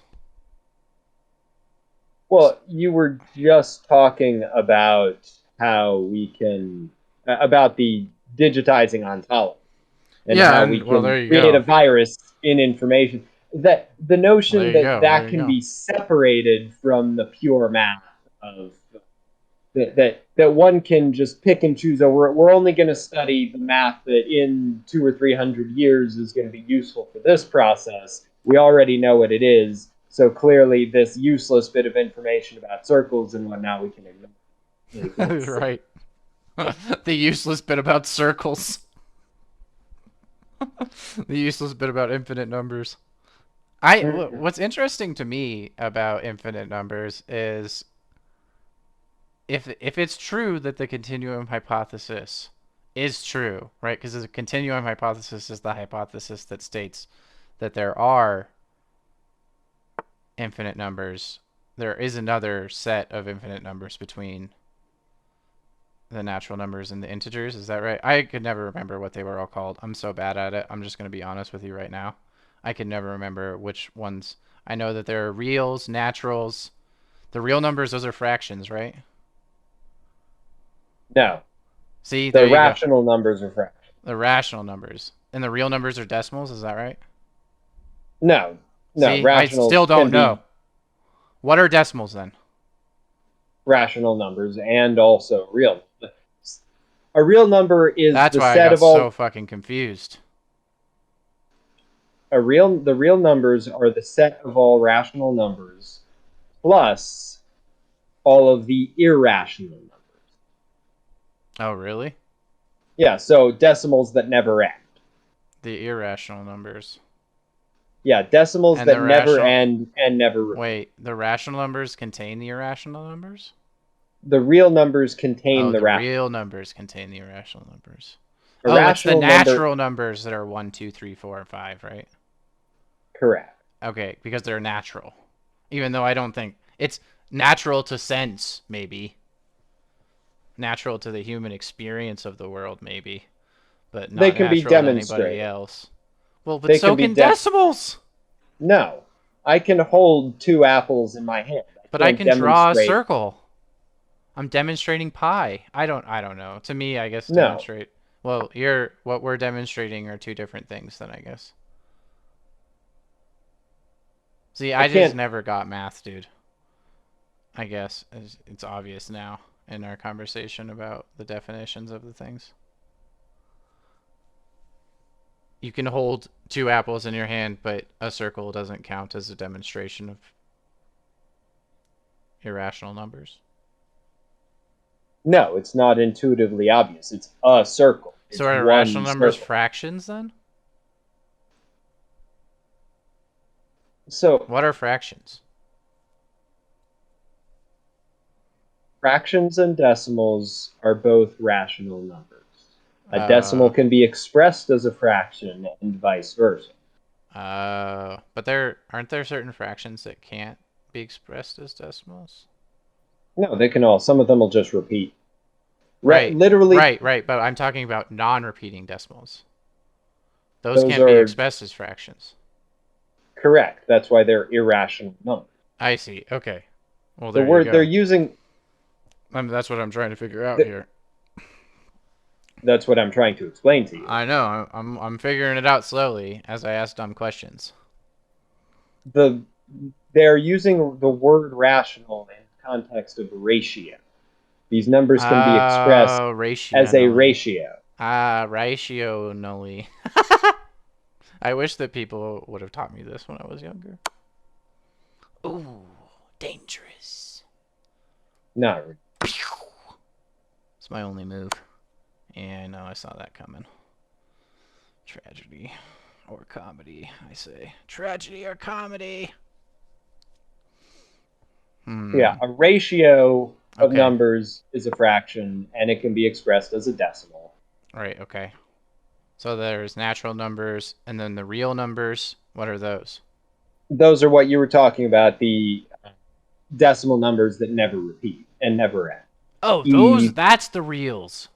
yeah, that the reals are everything plus those. It's the rational numbers plus e, pi, c, Right, all of those that can't be expressed as fractions. right, right. And the real numbers are bigger than the natural numbers. And that is what is demonstrated by the example that I was telling you earlier. Yeah, I think the reals are bigger than the rationals too. That's Probably. one area where the diagonalization has been Probably. proven because you can list Well, all of the diagonalization is rationals and then you really can easy. diagonal. If you ever want to see that, like whether something is bigger than another thing, diagonalization is the best tool.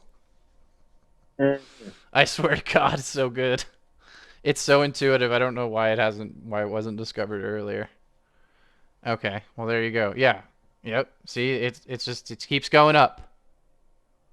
There's just all these different layers of infinities, man. It's just so weird that there are some that we don't express in math that are there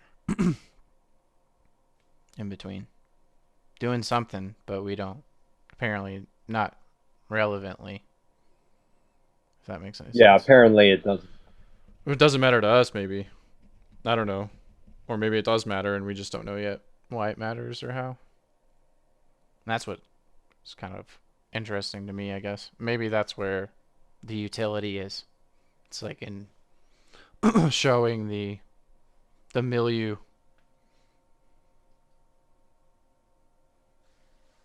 Well, the factoring and number theory and all that only became relevant with the advent of cryptography. That's the pure mathematician's favorite example. But then I Cryptography. think Yeah. there's also sort of a, I don't know, maybe an ego move in pure math that something that if it's applied math, then it's not quite as good. So sometimes the point is to be utterly useless. Like the truest math doesn't have a real world application. And then that's when you're really doing it. That's when you're really at it, yeah. That's fair too. I don't know. It's hard to say.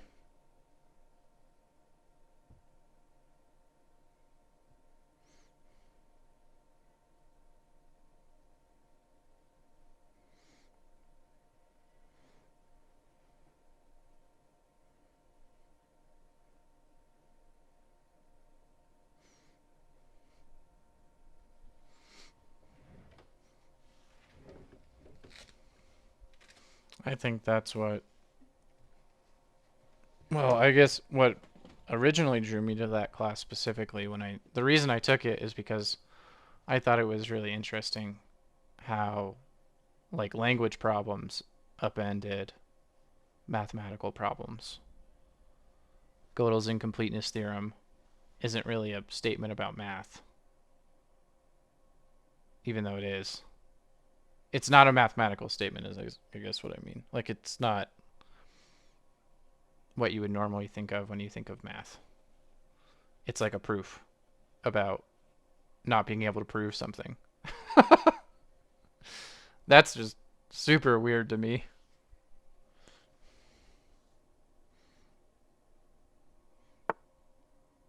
Ooh, all right.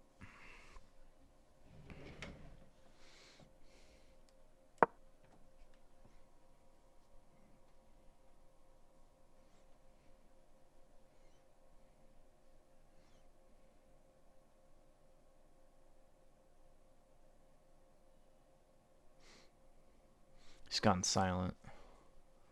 It's getting Yeah, serious. I'm trying to remember any one of the things that I, started to noticing. Because initially we were talking about digitized ontology and information, how it can represent so many things, information. Yeah. Um,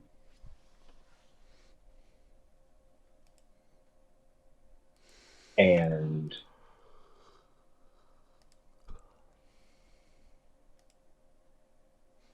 Too happy face.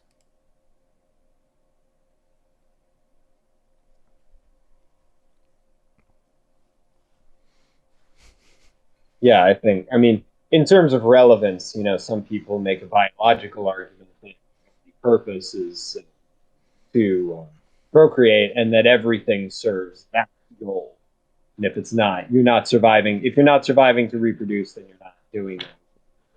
Even that reproduction without end, it's an open goal. Um,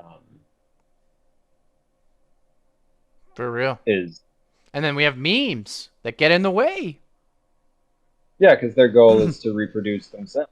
Right. So we have these So parasitic informational things that are just leeching off of us all the time.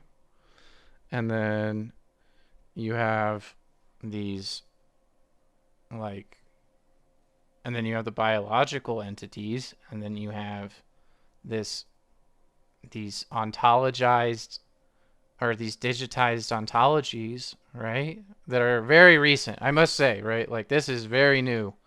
Really only relevant to like since COVID, right? It seems that's what I mean. Moderna, right, was the first company in the world to do this. That's not to say that like biotech companies and stuff weren't doing this before, but it seems like the ability to just mass manifest something from information into reality is just like super crazy. mm,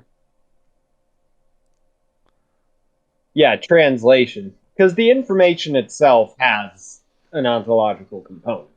Like there's no pure information. It has some sort of substrate. Well, I guess that's the question, right? Like, I mean, I'm not sure that I'm willing to go there.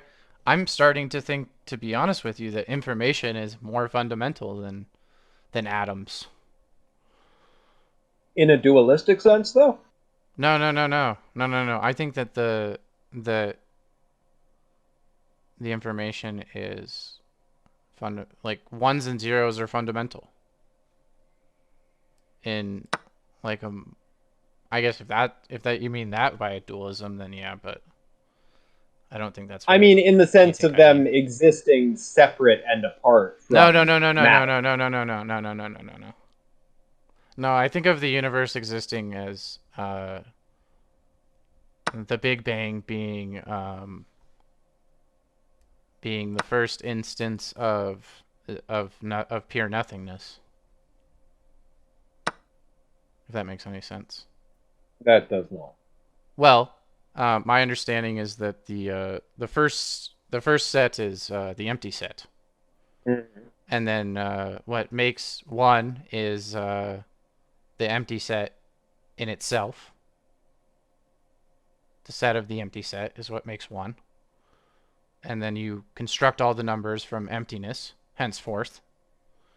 And insofar as that you do that, it seems to me that if infinity is a manifestation from nothingness, then the universe, insofar as it started from nothing, is just represented by mathematics in the concept of infinity coming from nothing. So So the ultra high energy, pre proton, pre electron, pre quark, pre everything, just the that completely pure flat, energy soup yeah. was If we want to call it nothing. that, nothing. Yeah, It was vacuity. yeah. That's my understanding. Is that's like the current understanding. Nothingness was completely flat. Hmm.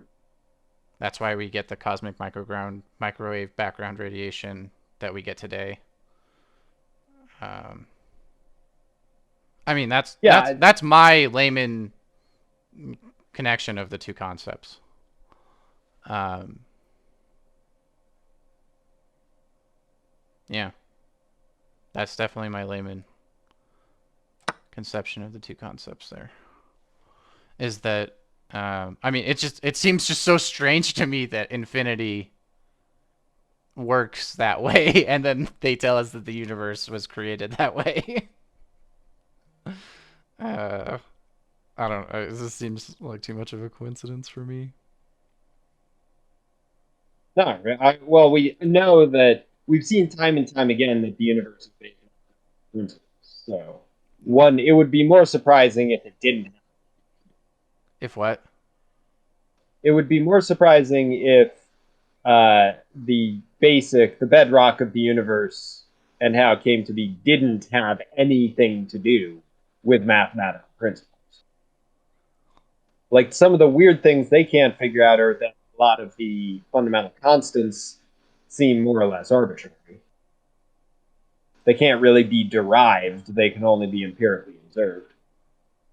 Right, but it seems like they can be derived from the Higgs boson's weight and or the Higgs boson's mass, and that number seems to be arbitrary, at least as far as we know now. But no, if it is a construction, that is You're cutting that's out. solid. If it is a construction of nothing, then that is solid proof for nihilism. Well, I Like mean, literally all of this, all the matter came ex nihilo. It's founded came from nothing. Nagarjuna said, wherever you look, emptiness lies in wait. Yeah, the question is, did he mean the same thing that we mean though when we say that? Emptiness? Yeah, yeah, because like when at least when I talk about emptiness now, I have a very specific concept of emptiness in mind, which is the concept of the empty set. Yes. And some would say that that is right the that's it. Like that is what we mean when we say emptiness. So I guess my question for you is, what do you mean when you say that? Because it seems like we don't really agree, or maybe we have different conceptions of what it is that emptiness is. Because I mean, at least like in the Buddhist framework of things, like emptiness isn't doesn't seem to be related to the like what we would normally think of as the empty set in Buddha um in math. Right, in Buddhism, emptiness is this idea that like the world is a manifest construction of culture and all of the information and habitual like experiences that you've had throughout your life. Yeah, that's the emptiness of meaning. Right. I don't think I that think Buddhism goes any further than that. Depends on the Buddhist. When I took Sanskrit, my Sanskrit teacher was convinced that Nagarjuna's argument was a language argument. It had nothing to do with ontology. Yeah, I think that's where it starts, and then that's where the Yogacaras jump off and say that all ontology is language because it's all mediated by experience. So Right. I mean, there's so many interpretations of Nagarjuna. Yeah, I You know know. what I mean, he and if you read them talk in Sanskrit, it gets a different feel too. mhm, Which, talk about what the textualists what they really intended, what they originally meant by such and such. well, with me and after my education, I think this is maybe just the the propensity that I have is that I'm not sure we get it. If that makes sense. Like I don't want to say that like we're dumb or anything, but like I'm not sure that the West understands Buddhism. I really don't. I'm not sure that we get it. Cuz when I listen to the things that the Dalai Lama has to say, right? I think that that he's subtly talking past me all the time. Does that make sense? Well, he's got a monumentally Well, vast. he has, but what's interesting is that now that I've read enough Buddhist literature, I am starting to understand what he's saying, right? Like I'm starting to understand what he's referencing, and it's just becoming more confusing to me, if that makes any sense. Like I thought I kind of understood the like why the Buddhists were emphatic about emptiness and all this other stuff. But when I started to actually like read the scriptures, right? It's like a totally different world. And to me, maybe it's just like a difference between practice and theory or something. You know what I mean? But I'm not sure that I understand what they mean anymore by emptiness and stuff.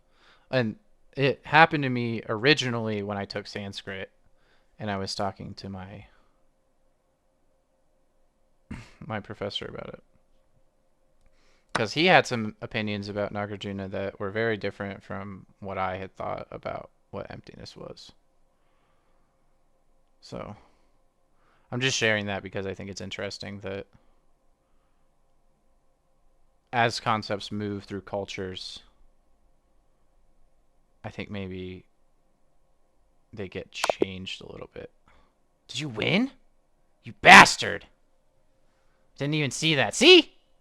You are better than me. You liar. Well, you gave me more time to focus, I to thought I was pay gonna. attention to. I wasn't. You should have let me talk more. If I talked more, I probably Maybe. wouldn't focus as much on the game. Maybe. See, look at that. You won. Made 3 blunders, it says. But it won't tell me what they are.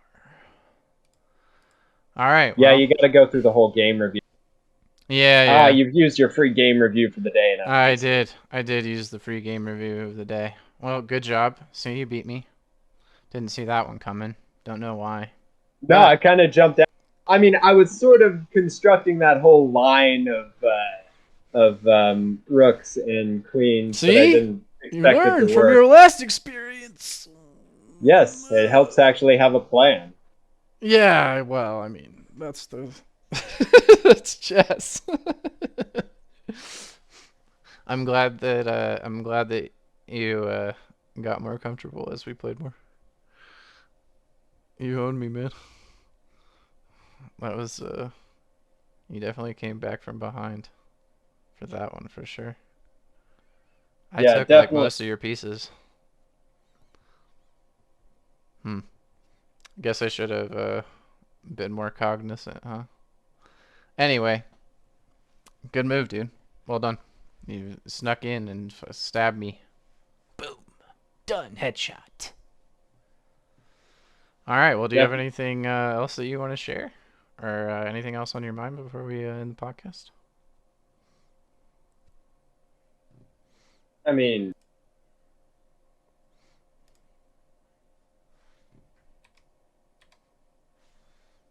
there's plenty more I could. Well, plenty than I. No, Fair there enough. was plenty. I had plenty of thoughts about emptiness, and there's more I could say and We'll talk about tried that to say, but another time. For those yeah, who care or are coming to watch this later, the next episode will be on emptiness. I think we're just going to talk about emptiness for a while. I would love to talk about Buddhism and its relation, applying those theories to modern life and different, comparative subjects, math and whatnot. Yeah, sure. I would love to do that. Let's do that. We can think up some topics, and if you're watching and you have something that you'd like us to discuss, you can always throw it in a comment if you'd like. Thanks a lot for watching. Have a great day.